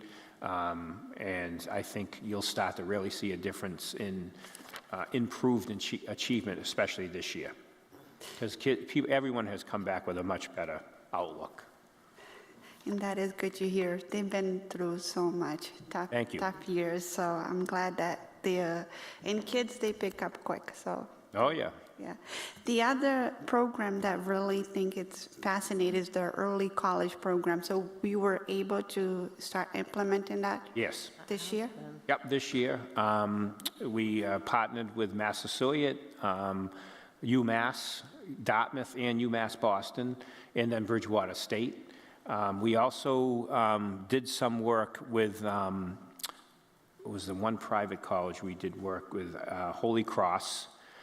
So we are, again, we'll be working with Stonehill. Unfortunately, Massachusetts is well behind the curve with early college. I was talking to Sue Zackwitz, who's the former deputy superintendent, and her nephew graduated 6 years ago in Nevada, which is not known for having a solid school system. It's in Henderson. But they've had early college now for 15 years. So even a lot of the southern states have done a great job with early college, and Massachusetts has not. So we're starting to get into it now. The state is starting to put more money in so students don't have to. So when there's a student that's in early college at Brockton High School, they do not have to pay. So if they can get out of school with 30 or 60 credits towards a bachelor's degree, that's a lot of money to save. That's up to 2 years of college to save a family. So Massachusetts is starting to move in that direction more and more, and we're one of the schools that is in the forefront of it. So hopefully they continue to put more money into it. We have an early college grant. There's more grants coming out, and I know that the commissioner and the governor is going to continue to put more money in future budgets towards the early college. And It's how very many exciting. students do we have participating in that program? Right now, it's up to 400 that either in dual enrollment or early college, and so it will continue to grow. I'm hoping that obviously at the end of 3 years, we're up to at least 2,000. Wow. And that's not just Brockton High, that's the Yeah. Champion High School, that's the Edison Academy, which runs at nights, all our high schools. But that's amazing, because that's just how you said it, just the fact that it's free, it really... Right, it's a game changer for families. And how we spreading the word to let the parents and let it, so you're doing, yeah. Yeah, they've had a lot of community meetings about it. Dr. Sean Boone is our early college director. He works closely with all the high school guidance counselors to make sure that the word's getting out to students and to the parents as well. Thank you. Thank you. You're welcome. Thank you, Counselor. Counselor Thompson. Thank you, Mr. Chairman, and again, good evening, Superintendent. I do appreciate you bringing this plan to us. This is the first time I saw this plan, so I find it very useful. As Councilor Mendez says, we've been through a few tough years, and so the fact that we have a strategic plan to kind of, reassess and then have a plan to move forward to try to, once again, I believe, make our Brockton Public School District the crown jewel of our city. And so I'm glad we have a plan to do that. I'm also happy to hear that you have concise, focused areas. It's three areas that every teacher, every administrator can get behind and constantly reinforce that to every student. So it's smart to have those concise focus areas. Looking at the plan, 90% proficiency in math and ELA, I mean, that is ambitious. Yeah. I think it's smart to be ambitious. Our kids are worth it. Our district is worth it. And so we all have to hold ourselves to a high standard, and holding our kids to that same standard, I think, is necessary. And so my question is there any accountability built into the plan? We're evaluating our students. We also evaluating our teachers. What happens if we don't hit the 90%? What happens if we don't come close to 90%? So what type, is there any accountability for you or for the teachers or the administration for, not meeting this goal? Yeah, I mean, accountability-wise is if we continue to decline, the state could take us over. That was something that's why I've entered into an agreement with the state, with me and Commissioner Riley, was for part of this improvement plan, which is the strategic plan. The 90% is not, this is not sponsored by DESE. This is something self-imposed. But the tools are already there for accountability. Like, we have a great working relationship with our unions, and there's very clear evaluation goals that every teacher has, that the contract allows for evaluation, so this 90% proficiency doesn't need to be tied to that. It's basically and holding accountable is myself and the assistant superintendents holding principals accountable to make sure they're doing all their evaluations, making sure that they're looking for improve instruction in the classroom, and teachers welcome when administrators come into the classroom and evaluate and give them good feedback. And evaluation is not just about, catching teachers doing something wrong. It's about finding what deficiencies are, supporting them, and putting things in place to make them better. That's what the evaluation system is supposed to be for. And then as you move forward and continue to evaluate, and obviously somebody is not improving, then the accountability is you have to make a decision what to do with that employee. And that's not just teachers, that's principals, that's myself. That's where the accountability comes in, because if we, again, the state isn't pushing the 90%, that's something that's self-imposed by me and the district, but if they don't see the progress over the next 3 years especially, that they feel is a steady increase in achievement, they could take us over. Understood. I have faith in you. I have faith in your leadership. I have faith in the district to improve our scores. I think by setting a high standard, even if we miss the mark, an improvement is, would be helpful. So I just appreciate that we have a strategic plan. I appreciate you taking that. I was unfamiliar with what Councilor DiAgostino, but that larger plan that you had, and just kind of narrowed it down. The turnaround plans, yes. Each school that is considered in turnaround status, meaning they're not making progress enough and their scores are too low, they have to come up with these turnaround plans, which a few years ago could be hundreds of pages. Now it's whittled way down so actually people can focus. Right. So because a plan that big just never works. Right. And I think it shows that if we're trying to get the kids to focus, to also have the teachers and the administration just as focused. Absolutely. I think would be helpful. I've said it in the past, the two main reasons why anybody moves into a community is safety and the quality of their schools. And so if we want Brockton to be a modern 21st century city that's growing, then our school system has to be a top reason why people move to our city. And I'm glad we have a plan to bring our public school system back to, as I said, the crown jewel it should be. So I appreciate that. Thank you, Mr. Councilor. Superintendent. Thank you, Counselor. Counselor Azak. Thank you, Mr. Chairman. Good evening, Superintendent. Good evening. Thank you for this Welcome. information. But I think it's our part as well to help you and the school committee members to highlight the good things that are always happening in Brockton Public Schools. I know there's a lot of misinformation out there because we're such a large school system. I think people don't realize, and parents realize, what we have available to our students.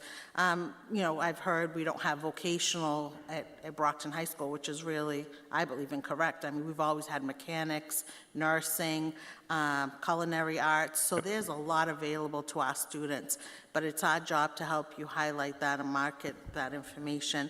And I hope to see this plan develop and really bring up the scores of our students, but having two young adults now that did really well with the Brockton Public School System, there's one thing that I noticed that makes a successful student, and that's parent participation.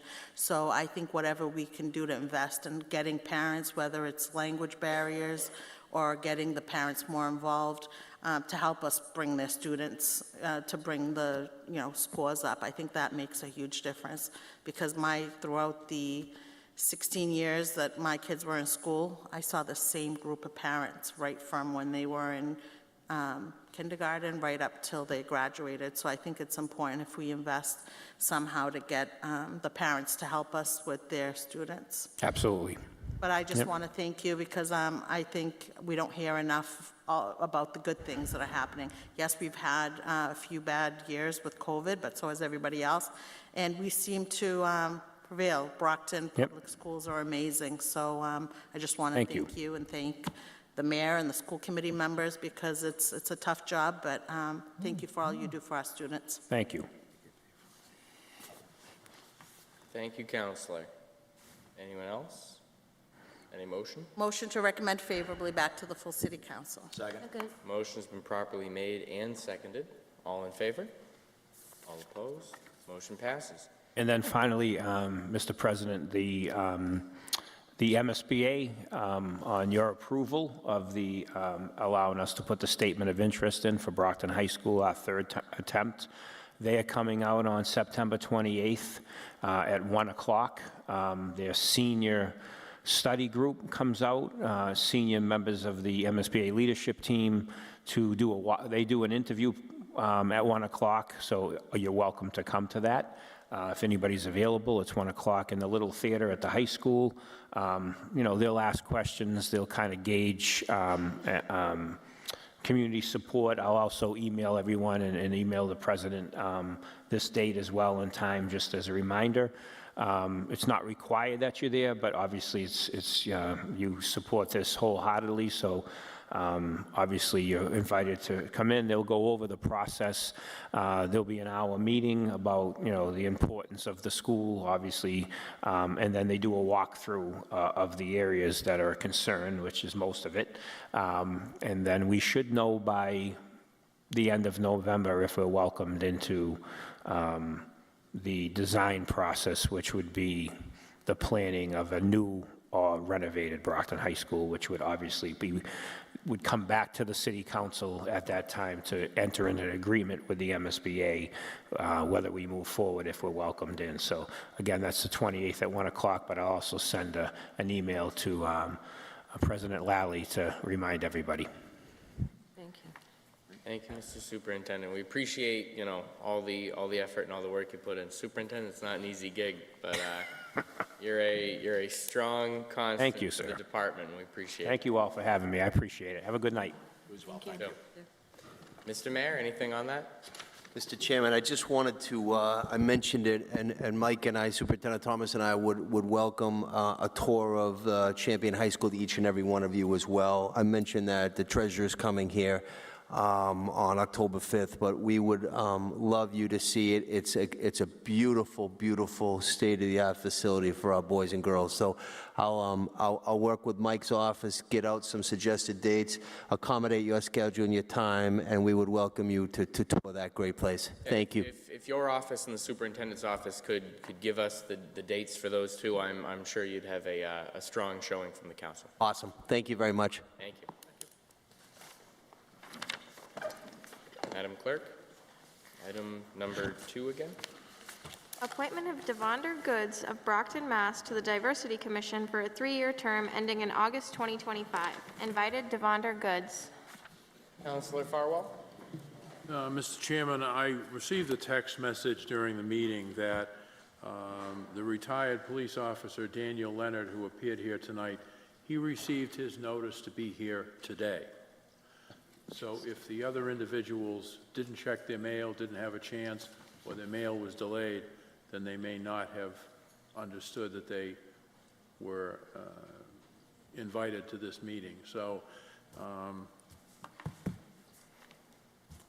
mean, personally, I think we could recommend them favorably, and then if someone had an objection on Monday, they could ask to have it go back to FinCom. I know Mr. Sharnick is a reappointment. The other two seem pretty straightforward. But I won't make a motion at this time until I see if anyone else has an idea about what to do. Well, I don't see why we couldn't invite them to next week if they'd like to say anything. Or next council meeting, yeah. Next FinCom. Councilor Farrell said moving favorably. So to the next council meeting or to the Next FinCom? week's FinCom. Either one, will of the council. Well, I'll let you make that motion. We'll make a motion, and if it lives, it lives. If it dies, it dies. Councilor Rodriguez. I'd like to make a motion to recommend both of them favorably, and then if, like Council Farwell said, if there's any issues with any of these candidates, we still have a week or so to resolve that when it goes to to the city council, we can always kind of send it back to FinCom or whatever the situation might be. Would you be willing to take all three collectively? All three collectively. Second. Motion's been properly made and seconded to take all three collectively and move favorable. All in favor? All opposed? The motion passes. Ordered that the City Council hereby rescind the amendment to the order declaring the city-owned parcel at West Elm Street, Brockton, Mass., known as Keith Field, Assessor Map 58, Route 71-1, Plot 56, being the same premises shown on Plan of Land in Brockton, June 12, 1920, Hayward and Hayward Surveyors, 28 Main Street, Brockton, filed with Plymouth County Land Court Records as surplus and available for disposition. The amendment reads as follows: to include in the order that the transfer of land shall be subject to a deed restriction which provides that the city shall have the right of first refusal, which shall be subject to city council approval, to execute an option to purchase the land at the purchase price provided for in the transfer made pursuant to the order. Said option shall be executed upon the expiration of 120 days upon receipt of notice to the city, for the option to purchase back the transferred land in the event that the purchaser elects to sell the land transferred in this order. This order shall only rescind the language of the amendment so that the land remains declared as surplus without the restriction contained in the amendment. Invited Megan Bridges, City Solicitor, Rob May, Director of Planning and Economic Development, Shannon Resnick, Legislative Counsel, Mike Morris, Chief Procurement Officer, and John O'Donnell, Chairman, Board of Assessors. Councillor Farwell?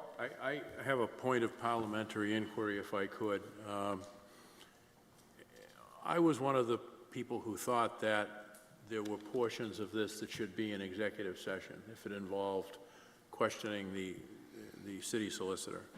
And I'm not an attorney, but I am pretty familiar with the open meeting law and its requirements. So before we proceed, I would like to settle whether we have a consensus between our legislative counsel and the city solicitor that it would be appropriate to go into executive session for a specific purpose, or it isn't, because I think that's an issue that really should be addressed head-on. So my point of parliamentary inquiry is, what is the answer as to whether it would be appropriate for this body to go into executive session under any circumstances or under certain circumstances? Thank you, Councillor. Attorney Resnick, would you care to provide any guidance? Yep, so I did confer with the city solicitor prior to this, and it just depends on the type of inquiries that you're going to be making. If it's legal in nature, there is the kind of the catch-all exception for executive session. If it's about the value of the land, there is I think it's section 6. So without kind of really knowing exactly what line your inquiry would be under, there's 2 avenues to go into the executive session. But assuming it's legal in nature, then yes, you have the ability to take a vote to go into executive session, which does require a majority of vote to go into that like catch-all. If you are going under to discuss land value, that requires a majority vote plus the chair to declare that it would have a detrimental impact on the bargaining position of the council. Then I would have a further question. Since the value of the land has been determined and the alleged value of the land was included in the RFP, which was published and made available to all people, all interested parties, isn't it a moot question as to the value of the land because an award of the RFP has already been made? Not necessarily, because the restriction that is on the original order changes the value of, could potentially change the value of the land. Okay, so, Mr. Chairman, if I could, are you suggesting that if we're going to just discuss the value of the land, that would be the only reason why we would have authority to go into executive session? And we're having an echo again tonight, which is driving me nuts. So I'm trying to pick up on what you're saying. I don't know if that's microphone or not, but.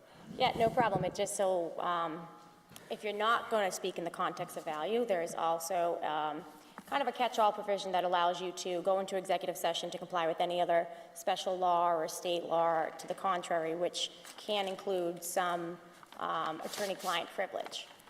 So when you're questioning your counsel on certain legal matters, that would fall into it. So it would The only difference that it makes is just the process by which your vote is going to be. If you're going to go in to speak just about value, it's majority vote plus the chair has to declare. If you're going in to speak on legal questions for the attorneys, then it's just majority vote. It might not mean much in theory, but it is a distinction in those exceptions. Thank you. Thank you, Mr. Chairman. Thank you, Counselor. Any other counselors with a question or a motion? Any motion? Oh, I'll take a move favorable. Counselor Thompson. Yes, so were we asking anybody to come forward first, or were you prefacing this with? If the council would like to make the motion to enter executive session, then that can be entertained and voted on. If the council would prefer to begin by, asking any questions, that is the will of the council. That's why I'm asking about a motion. So if there's no motion, then you proceed with whatever you... Oh, there is a... You have an item on the agenda on the floor right now. There is Okay. no motion. Okay. Say that again? You have an item on the agenda. Right now, there's no motion. So you have an agenda on the item, on the agenda that has been read, and that's what's in front of you right now. Until somebody makes a motion for anything else. So right now, we're discussing and/or voting on or amending or doing anything to this order. There is no motion otherwise. If somebody would choose to make one, then that would be different. Councilor Rodriguez. Well, a quick question. Can we go into executive session and then come back and discuss the item? Sure. That's what I would actually prefer to do. The lawyers are Makes saying sense. yes. You actually We just have to You actually have to make that announce. determination before you go into executive session. You have to declare to the public, we will be going into executive session and we will be coming back out to speak on the matter in open session. Or we will not speak about it again. But your vote to approve or not approve should come in this open session regardless. Right, because I actually think that we should have that discussion and then come back and have a vote on the agenda item. Because I think to do it the other way around, it kind of defeats the purpose of having a discussion behind closed doors to figure this thing out. Because I have some questions that I need to have answered as well. Behind closed doors. Is that a motion, Councilor? Yes, sir. On the motion, Councilor Farwell? All right, was it seconded? Second. No. All right, so it's a motion to go into executive session for the purposes of discussing which aspect of this order, so that I'll understand. Correct. Mr. Chairman, could I request a reverse roll call on this? First roll call. Madam Clerk, Before you do, though, what we need to know is, are you making a motion to discuss the value of the land or legal issues? And in your motion, if you expect to come out and be back in public session, you need to put that in your motion. Well, And if we don't, it's an either-or situation. All right, I'd like to make a motion that we go into executive session to discuss the items that we've talked about, and then come back to the meeting and Public continue session. to continue the public session. Okay, so executive session, then we return and discuss the matter in its entirety. we return, discuss, and vote. All right. Is there a second? Second. Motion has been properly made and seconded. A request has been made for a reverse roll call vote. Madam Clerk, will you please read the roll? Thompson. Yes. Teixeira. Yes. Tavares. Yes. Rodriguez. Yes. Nicastro. Yes. Mendez. Yes. Lally. Yes. Farwell. Yes. D'Agostino. Yes. Azak. Yes. To comply with or act under the authority of any general or specific law, or to consider the purchase, exchange, lease, or value of real property known as Keith Field, If the chair declares an open meeting may have detrimental effect on the negotiating position of the governmental body, we'll enter executive session. And then return. We will, for the general public, we will be returning once this is discussed. Thank you.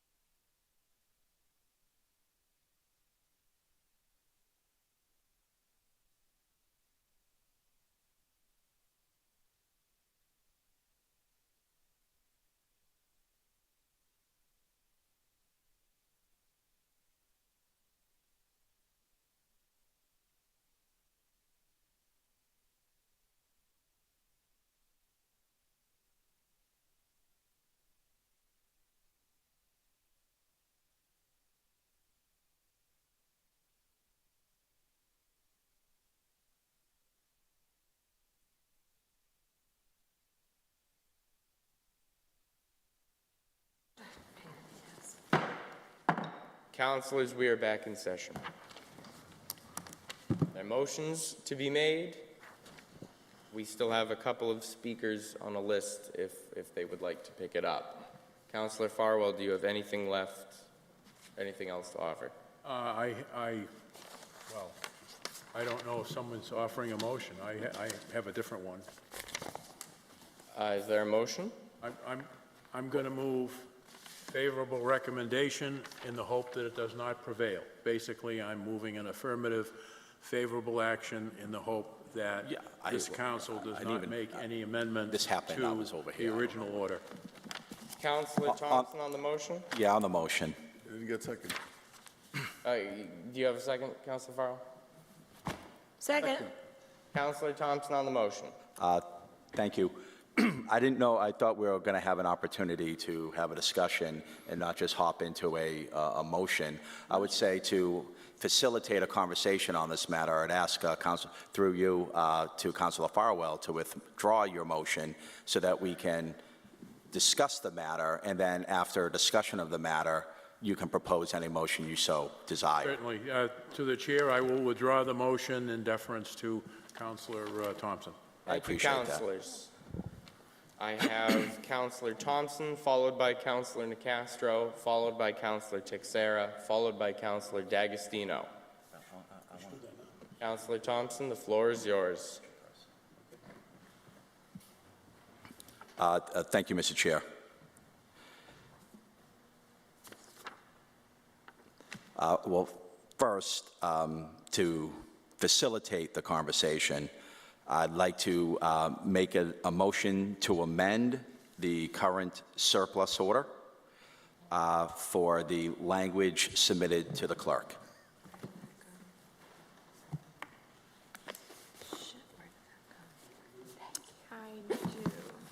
I got it.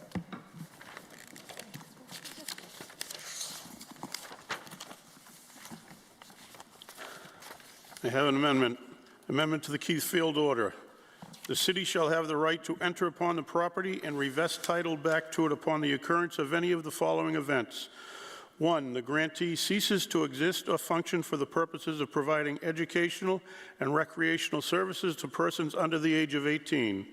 2, the property is conveyed or transferred without written consent of the council. Notwithstanding the foregoing or any general or special law to the contrary, the City of Brockton, acting by and through its mayor, is hereby authorized to subordinate the city's reversionary right as related to the surplus declaration and restrictions related thereto to a conventional lender to fund the development of a youth services facility in an amount not to exceed $10 million. This action shall take the form of a subordination authorization agreement. The form and content of any documents shall be acceptable to the mayor, excepting that any subordination agreement executed by the mayor shall contain a provision that any surplus funds, after payment of principal, interest, and expenses resulting from any foreclosure sale be paid to the City of Brockton. The authorization to subordinate the city's reversionary right shall be limited to one subordination, and any further subordination shall be subject to approval by the City Council. That needs a second. Thank you, Mr. Clerk. Second. Motion's been properly made and seconded. So on the motion? On the motion, Councilor Thompson. Thank you, Mr. Chair. Mr. Chairman, in 2020, this council voted unanimously to declare a certain parcel of land on Keith Field as surplus, with the intent of this land to be used to provide educational and recreational services to persons under the age of 18. This piece of land went out to bid, and the Boys and Girls Club was selected as the most advantageous bidder. In fact, they were the only bidder. After negotiation with the city and consultation with the Boys and Girls Club's lawyers and banks, it was determined that the surplus order's deed restriction, which provides the City of Brockton with the right of first refusal to reacquire the land if it is no longer used for its intended purpose at the original purchase price, that this restriction did not give any potential lender the proper security they require to lend funds to construct a recreational educational facility. It's been argued, but wait, I thought the Boys and Girls Club were getting donations to build this facility. Why do they need a loan to build it?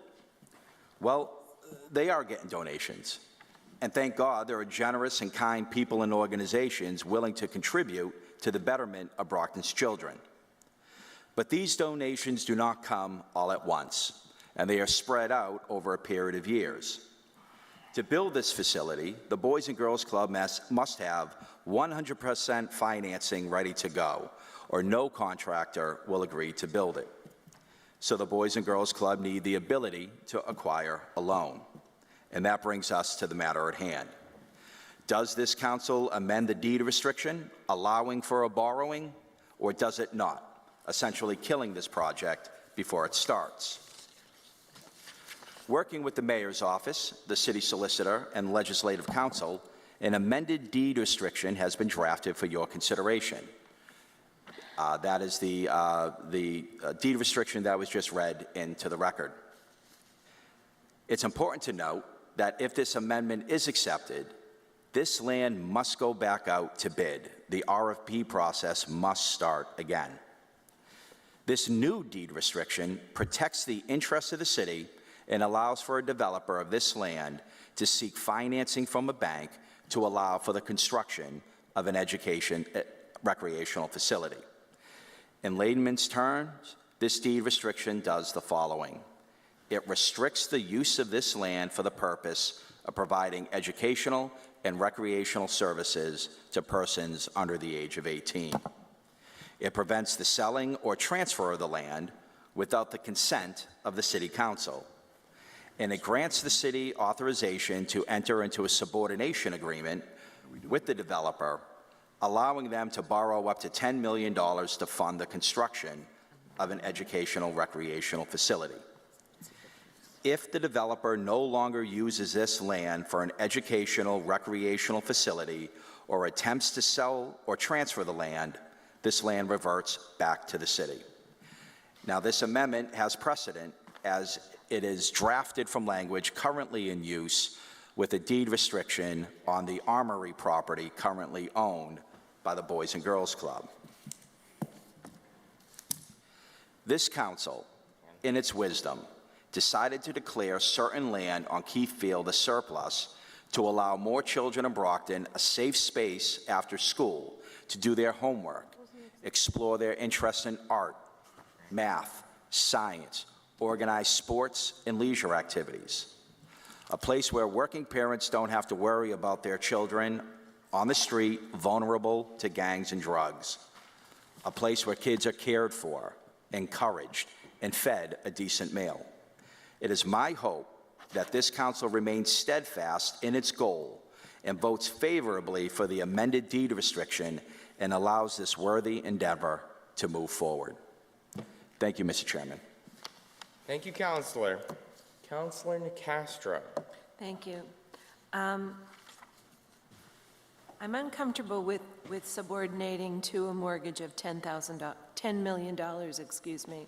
I'm uncomfortable with that amount. I had understood that the bidder we accepted already had over $5 million raised, and so that would give them $15 million investment in it. And so I would like to reduce that $10 million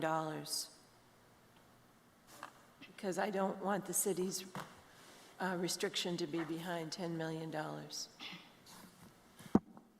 So I think I'd like to reduce that to $7 million. So that would be exposure of $12 million. That would be up to the sponsoring councilor. Okay. Councilor Thompson. I would like an opportunity to get through me to Councilor Nicastro. I appreciate the concern. So let's talk about the $10 million. Now, you're saying it's a risk, and I think it is a risk, but we need to evaluate the risk.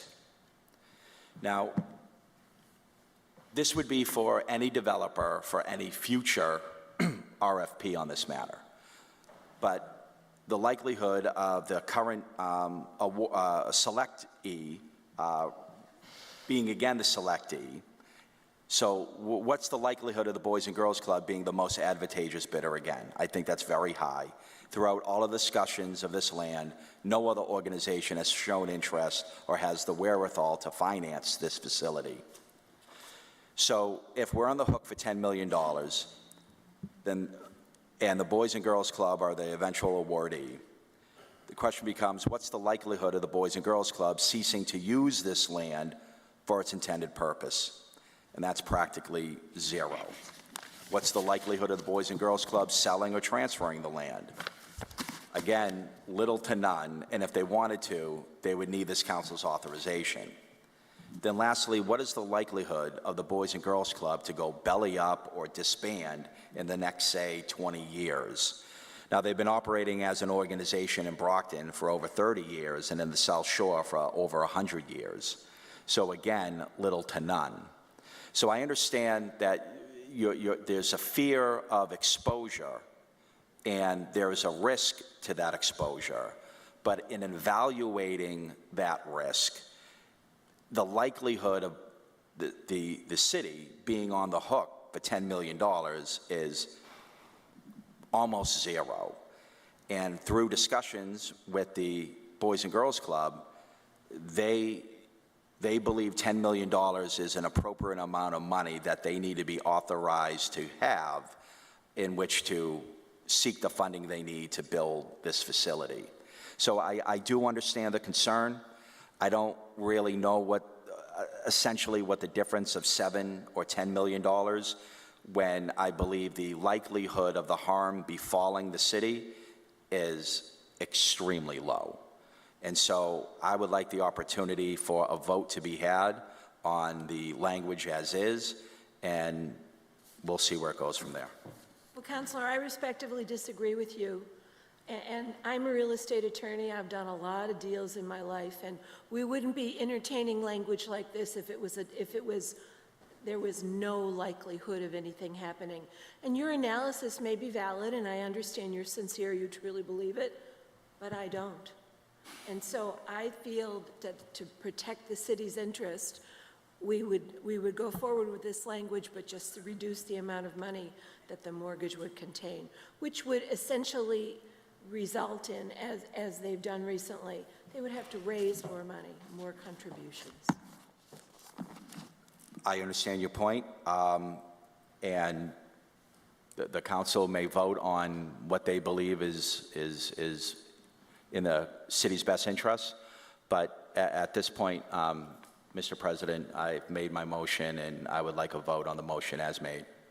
Councillor, for clarification, are you calling the vote? I would be calling the vote, yes. I request a roll call, reverse roll call. We have a question. Point of order now. Okay. If you look at Robert's rules, if there are people who still want to speak on an issue and someone calls the question, it would take a majority vote of this council to cut off debate. That's not fair. Yeah, Hang on, Councillor. I believe Councillor Thompson is withdrawing his call. Yeah, I'd be more than willing.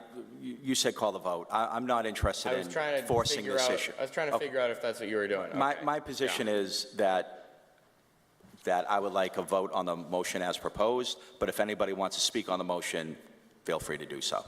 All right. The vote has not been called. We're proceeding as planned. Councillor D'Agostino, followed by Councillor Farwell, followed by Councillor Azak. I don't, did I tell you? I didn't tell you. This was a pre-existing list of requests. If you have nothing, then No. you have nothing. Councillor Farwell, followed by Councillor Azak. Okay, it's 11:12. The first thing I want to say is that we have spent so much time in this issue, and I really do not appreciate getting an amendment to an order that we passed at 11 o'clock at night and expecting to coherently and intelligently discuss this, not having an opportunity to call legislative counsel during the day, not having an opportunity to ask questions of the city solicitor, and I think this is a terrible way to do business. That's number one. Number two, we passed an order that I understand the Boys and Girls Club find not to their liking. It impacts on their ability to finance, apparently, the expansion of the Boys and Girls Club here in the city. But the fact is, under 30B, Section 16, if we make a material change in that original RFP, and in my opinion, and I'm going to vote on my opinion, not what everyone else tells me, in my opinion, this amendment is a major material change in that original RFP. For one thing, we're mentioning subordination, and we're including a $10 million fee. Cap. Ladies and gentlemen, the original amendment that was on the agenda and this amendment should be voted down. We should go back to the drawing board. We should issue another RFP. We should put together language that adequately protects the citizens of Brockton, adequately protects what we want done over at Keith Field. That is the cleanest and best way to do it. The public looks to us to be transparent. The public looks to us to do things properly. And this convoluted amendment and changes, the Boys and Girls Club want this, they can't do that. That doesn't cut it. My main function here is to protect the interests of the city of Brockton, and that means going back and starting over and doing it right. And as for the fact that we only had one respondent to the RFP, do you know what one of the criteria was for judging the most valuable respondent? Highly valued criteria was you're located within 2,000 feet of the field. That means that if the Cape Verdean Association on North Montello Street wanted to put in an RFP and perhaps do their own building and perhaps do a soccer field, they'd be at a disadvantage because they weren't 2,000 feet within the area of the field. I mean, if you read that RFP, I'm sorry, folks, it was targeted in one direction. 47,000 square feet of land in the middle of the city, $139,500. Now, maybe it isn't worth $1 million, but I sure as heck think it's worth more than $139,500. Let's do it over, and let's do it right. Thank you, Mr. Chairman. Thank you, Counselor. Counselor Azak. Thank you. I have a question for our either Attorney Bridges or Attorney Resnick. So, in your opinion, or in just a few words, what is the biggest difference between the order that we are rescinding and the new amendment? So the order to rescind goes back to that original order in which you declared it surplus. That declaration said there'd be like a deed restriction that said if the bidder ever tried to sell it, the city would have pretty much the right of first refusal to buy it back at the purchase price. So let's say we sold it to them for $10. We would have the right to buy it back at $10. The order that is before the Finance Committee takes away that purchase price condition. The amendment creates 3 conditions that would be subject onto the deed. The first one is a use restriction. And in law school, we call that kind of like a springing event. And what that does is that it says you have to continue to use this land under this use, which here is for youth services. And if you don't, it springs the title back to the city. So let's say they decide to stop youth services on the land and start leasing it out for a motor vehicle garage license. That deed restriction would say it comes back to us. That's part 1. I don't have what was proposed in front of me. Could be part 3. There's a subordination language. That's kind of anticipatory that if there's going to be a lender on this process, this council needs to approve subordination. And what that says is that the lender would have a priority in right should a foreclosure or default on the loan occur. And so they would get paid kind of first. They'd be first in line to claim title, and then our interest in it would be second. And then the other one is just that they can't transfer it without the consent. Something like that might arise. Let's say bidder number 1 wants to sell it to bidder number 2, who's also going to continue those youth services. That transfer request would have to come before the council, probably very similar to like a garage license transfer. But those are the 3 things before you. So there is, I didn't hear a dollar amount in there, so we wouldn't, the first part, would we have to pay, say they change use, would we have to pay them whatever they put into the building? No, springs, right happens. I mean, you'd have to enforce it. Okay. So, once again, my only job is the, protecting the interests of the city. That's all that I think any of us here are trying to do. So in your professional opinion, if we were to say, vote this down, is there a better amendment that you think we could come up with to, I mean, is there anything better that we can come up with? It just depends on what risk you don't want to take. If you're worried about this land not being used as a youth services, this is a better protection than that purchase price. If you're worried about, I'd be predicting what you're worried about. But if it's a use concern, this is better language than the prior order. Okay. So, I mean, my biggest concern is that this, whatever organization took this land, developed it, and then they turned around and sold it, and the city was just lost money and property. So that's my biggest concern, not just, And in those events, let's say that does happen, the second use would be subject to approval by this council, right? Because that's what's here. The transfer has to be with the consent of the council. And let's say you do give the consent, that use continues to run. It would still have to be used in accordance with educational and recreational services to youth. Okay. Thank you very much. Thank you, Mr. Chairman. Thank you, Counselor. Counselor D'Agostino, I believe you had something? Is that it? Yeah, you know, I liked Councilor Nicastro's, what I thought was a very reasonable proposal of the 7 million cap, because 10 million, again, putting the city behind 10 million does make me nervous as well. I thought the 7 million, honestly, 5 would be more comfortable for me, but I thought 7 was a reasonable middle ground. So if it's, 10 or nothing, then so be it. But so I'm just saying that it's the number, and I wish that the 7 had been accepted, because then we might be able to go forward with that. So that's all. Thank you, Counselor. Counselor Mendez? Yes.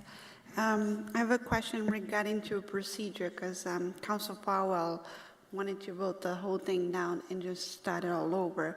But I understood that this amendment would automatically have the RFP process essentially start over.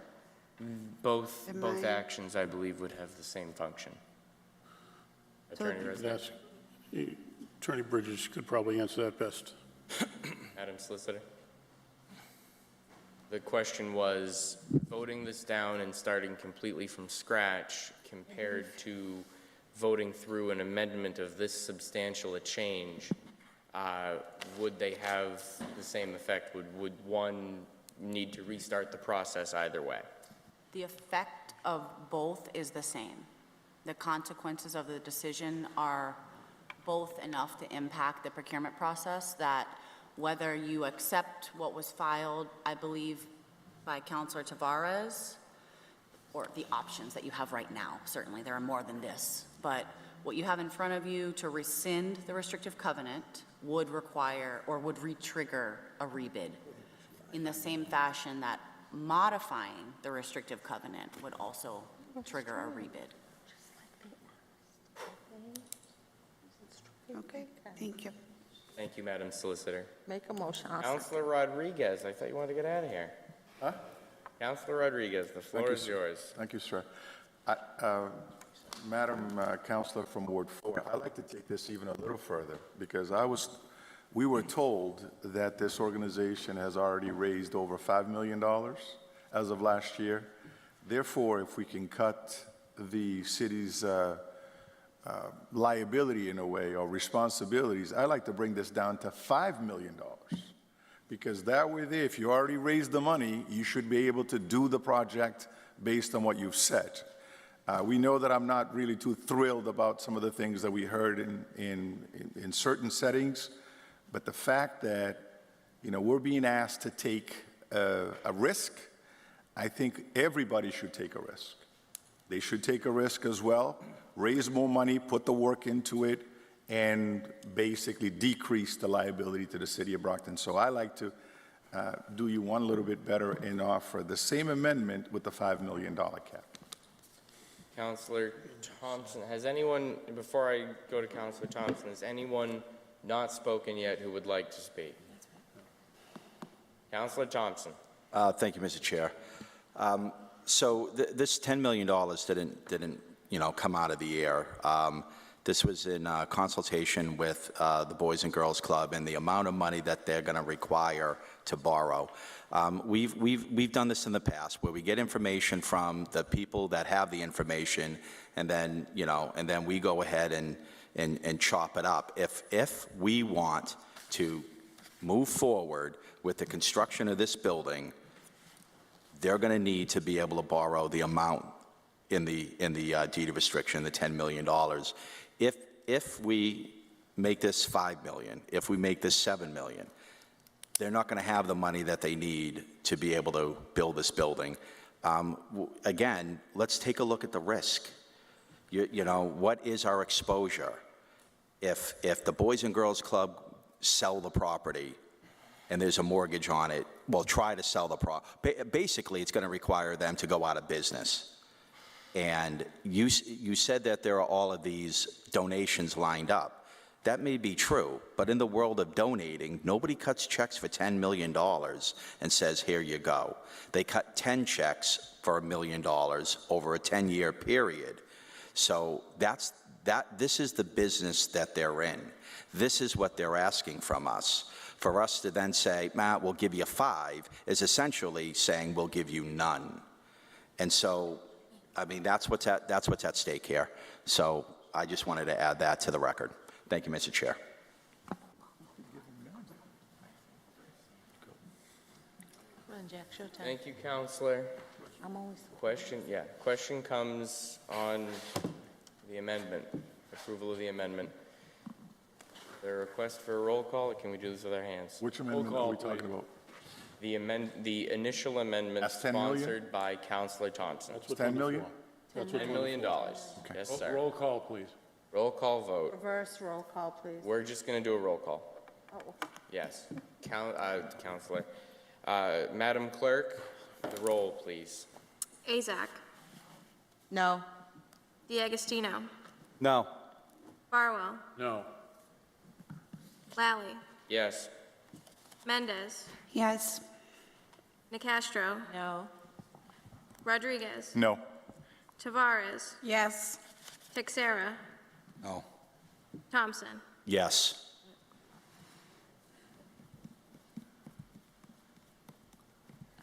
All right. The proposed amendment fails.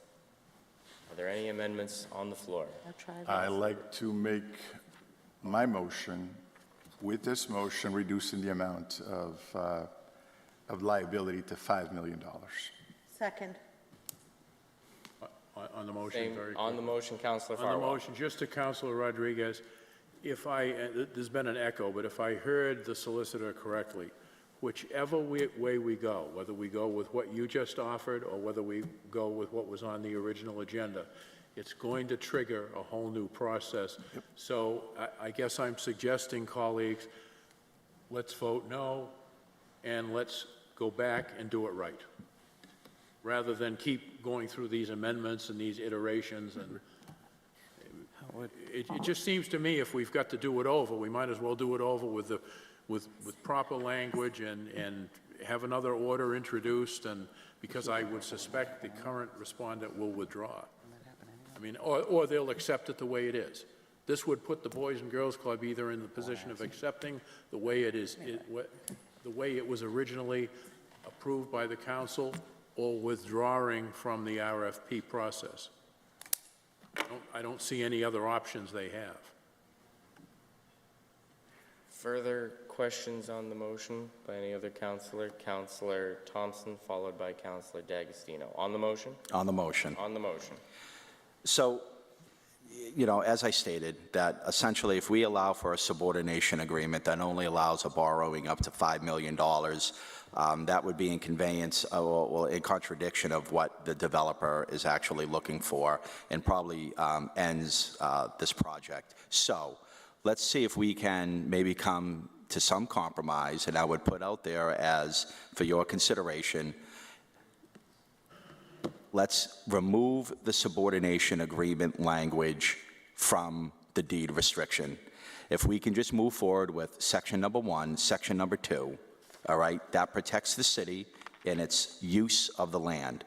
And let's let the Boys and Girls Club come back to us at some time in the future when they're ready to make a borrowing. They can present to us exactly what they need. Once they have ownership of the land, they would have the right to come back to this council and seek a subordination agreement to a specific number in which they're going to require. If we go all half-cocked on this and start making up our own numbers, then we're gonna kill it. So why don't we just move forward with the restricted covenant items number 1 and number 2. We'll leave subordination agreement issue for a later date after the Boys and Girls Club, if they are the eventual select or awardee. They can come in front of us and they can make a presentation as to exactly what amount they need subordinated. I'm just going to put that out there. I think that's a fair compromise. It protects the city and then allows for an actual, have the owner of the property come before us and make an actual argument for a specific number and for a specific reason for that number. Thank you, Counselor. Counselor D'Agostino, you already speak? No, Counselor D'Agostino. Not on this motion. Forgive the lateness of the hour, colleagues. I didn't hear a second, Mr. Chairman. Yes, I seconded it. Oh, I'm sorry. You seconded Counselor Rodriguez's motion. Yes, I did. Thank you, Counselor. Counselor D'Agostino. On the motion, and I guess through the chair to Councilor Farwell, if this were to pass, it also has to go back out for a brand-new RFP as well, is my understanding, correct? I mean, can I ask the solicitor, is that correct? I guess I don't know what we would accomplish with what Councilor Farwell was suggesting that we wouldn't accomplish anyway. For the RFP to be awarded, for there to be, the RFP to be awarded with modified restrictive covenant language, it has to go back out to bid. Right. The language that exists right now is what was introduced, I think, on September 27th. And that language is what was published in the RFP as the lawful restrictive covenant. Any changes to that restrictive covenant would require a rebid, whether it is the amendment offered by Councilor Tavares or what is offered by Councilor Thompson. If you change what is the restrictive covenant right now in the fashion that you all are considering, it requires a rebid. Okay, I think I understand what you're saying now. But whichever change we go with is what goes out in the new RFP. At the time that property is declared surplus is the point in time when the law says you have to put on a restrictive covenant. So, and that's what you all did in the summer of 2021. Okay. And here now, in front of you, is a suggestion to remove the restrictive covenant, and then another suggestion to replace it with other language. If you do either one of those things, it has to go back out. Right. This is the point in time. What's on the agenda is the amendment to the amendment. Right. So the property's already been declared surplus. Right. That is the point in time in which you put the restrictive covenant on. So I guess what I'm asking is, what is the difference in passing this or saying no to this and passing this one? They both create a situation where the RFP process is void and starts over, correct? They clarify the priorities and objectives of the council. So it would go out in with... in determining what you all want to protect Okay, at the point in time of conveyance. all right, thank you. I'm good. Thank you, Counselor. Did you have? I was just wondering if, I think I asked to speak after him. I think I asked to speak after him. if You asked with, to speak on behalf of this, Counselor? Okay. sorry, if Councilor Ruggiero goes to speak for me, go right ahead. Counselor Rodriguez.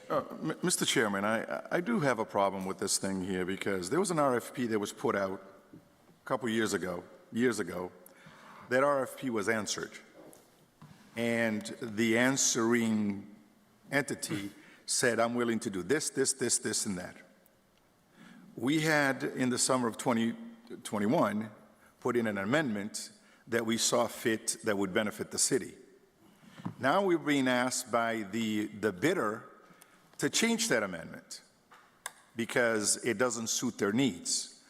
Well, you know what, with all due respect, and I know we think that they're the greatest thing since apple pie, and I'm not saying that they're not a good organization, but the fact is we had an RFP that was put out, and you answered the RFP. And now you're going to come back and say, well, you know what, you need to do this, you need to do this, you need to do this, you need to do that, when you should have done that before you answered the RFP if you had some questions on the RFP. So the fact is that all of a sudden, if this whole project goes belly up, it has nothing to do with this body. Because you said, the bidder, said that you're going to build the facilities that you're proposing to build with no restrictions, no questions asked. Now, all of a sudden, months later, we're being asked to change this over again. And that's why I'm proposing to go along with your amendment and reducing this thing to $5 million to send them and everybody else a message that we're not going to sit here and put up with whatever decisions, people that actually want to go back on their word to change whatever. They competed fairly. The city made this proposal. We had to change some things based on what we wanted done on this RFP. We changed that, and they answered the RFP. So if the project goes belly up, it's on them, not in the city, because we cannot sit here and are we going to go back and allow every single petitioner or somebody that actually goes after a city RFP to come back and say, I don't like the words that you actually had in the RFP. Now that I'm the winner of the RFP, I want this changed? Is that how it's going to be? Because you know what? We're opening up a can of worms if we do this. Because we have a lot of bidders that actually show up to the city to bid on a variety of jobs through the procurement office. But if we do it for one, are we going to be able to do it for everybody else? And that's why I think we send a strong message to say, no, you're not going to dictate the rules how this thing goes. Because the city did not go after the Boys and Girls Club to ask them to expand their building. We did not go and say, hey, we got this beautiful piece of property on West Elm Street that you can have. They came to us and said, I have a proposal of some things that I want done. And if they have a proposal, they need to abide by what they said in the RFP that they're going to do. And we're willing to kind of bend it a little bit, but it's not going to be based on the way they want it. It should be the way the city wants it done to benefit the citizens of the city. So that's what we need to do. Instead of sitting here figuring out, well, we're going to offend them and they're going to pull the plug on the project. You know what? It's their project. It's not the city's project. You know? So we need to be clear about that it's not going to, we're not going to sit here whether or not they decide to pull the plug on the project to make us feel like, oh, you just lost this beautiful project that we had proposed. It wasn't us that proposed this. They're the ones who actually proposed this project. Thank you, Mr. Chair. Thank you, Counselor. Counselor Thompson, briefly. Thank you, Mr. Chair. I think I think there's a fundamental misunderstanding of the RFP process here. We keep saying that they were awarded or that they're, I guess, that they have purchased this property. The winner. Well, the winner. Now, what they actually win, and if maybe Mr. Morris can speak to this issue, but what they actually win is an ability to now negotiate with the city to determine whether they're going to purchase the property or not. They enter into an exclusive negotiating position to then now hammer out some of the finer details of whether they're going to purchase the property or not. And one of the questions that was asked during that negotiation process is this language, can we modify it? And the city, well, And at the time, within the questions of the RFP, the city said, yes, it's modifiable. So, and so through that reliance on that language, you know, they started moving forward. When they found out that that wasn't true and the language is not modifiable, now they're in a different position. They can't get the funding that they need. Now, Attorney Bridges, did you have an opportunity to speak with let's call it the bank, or, you know, one of the bankers that the Boys and Girls Club? Councilors, this is still on the motion for a pending item. Okay. Oh my God, call the vote. And that's why I'm asking, all right? Because, like I'm saying, I am representing that there was a conversation with the banker, and they said they needed 10 million. So by us saying no, you're only going to get 5 million, it's just not workable. So I ask that this motion be voted down and then potentially remove the subordination agreement language, move forward with the use restriction, and then allow the eventual winner to come back before us explaining what type of subordination clause they need, how much. I think that way we're dealing with real numbers and we're not just pulling numbers out of the sky. This council seems to do that a lot, just pull out our own numbers. So I appreciate that. Thank you, Mr. Chair. Thank you, councilors. Councilors, the question is on the current amendment for $5 million. Madam Clerk, is there a request for a roll call vote? Yes. Yes. Madam Clerk, please call the roll. Azak. Yes. DeAgostino. Yes. Farwell. No. Lally. Yes. Mendez. No. Nicastro. Yes. Rodriguez. Yes. Tavares. No. Texera. Yes. Thompson. No. The amendment passes. It was 6-4. Councilors, is there a motion on the order proper? That's exactly what happened. I move for reconsideration, hopes it does not prevail. This is on the amendment, Counselor. That was the amendment, now you need That to is the vote on amendment. Can we, on the order as can we amended. vote on the order? Oh, the order is amended. order? Okay, there's a motion to accept as amended. Motion to accept as amended. Is there a second? Second? Second. All right. Motion properly made and seconded. Would Quickly you? on the motion to solicit. We've on a lot of motions, Counselor. I Is it understand, brief? This will require a new RFP, am I correct? Yes, it will.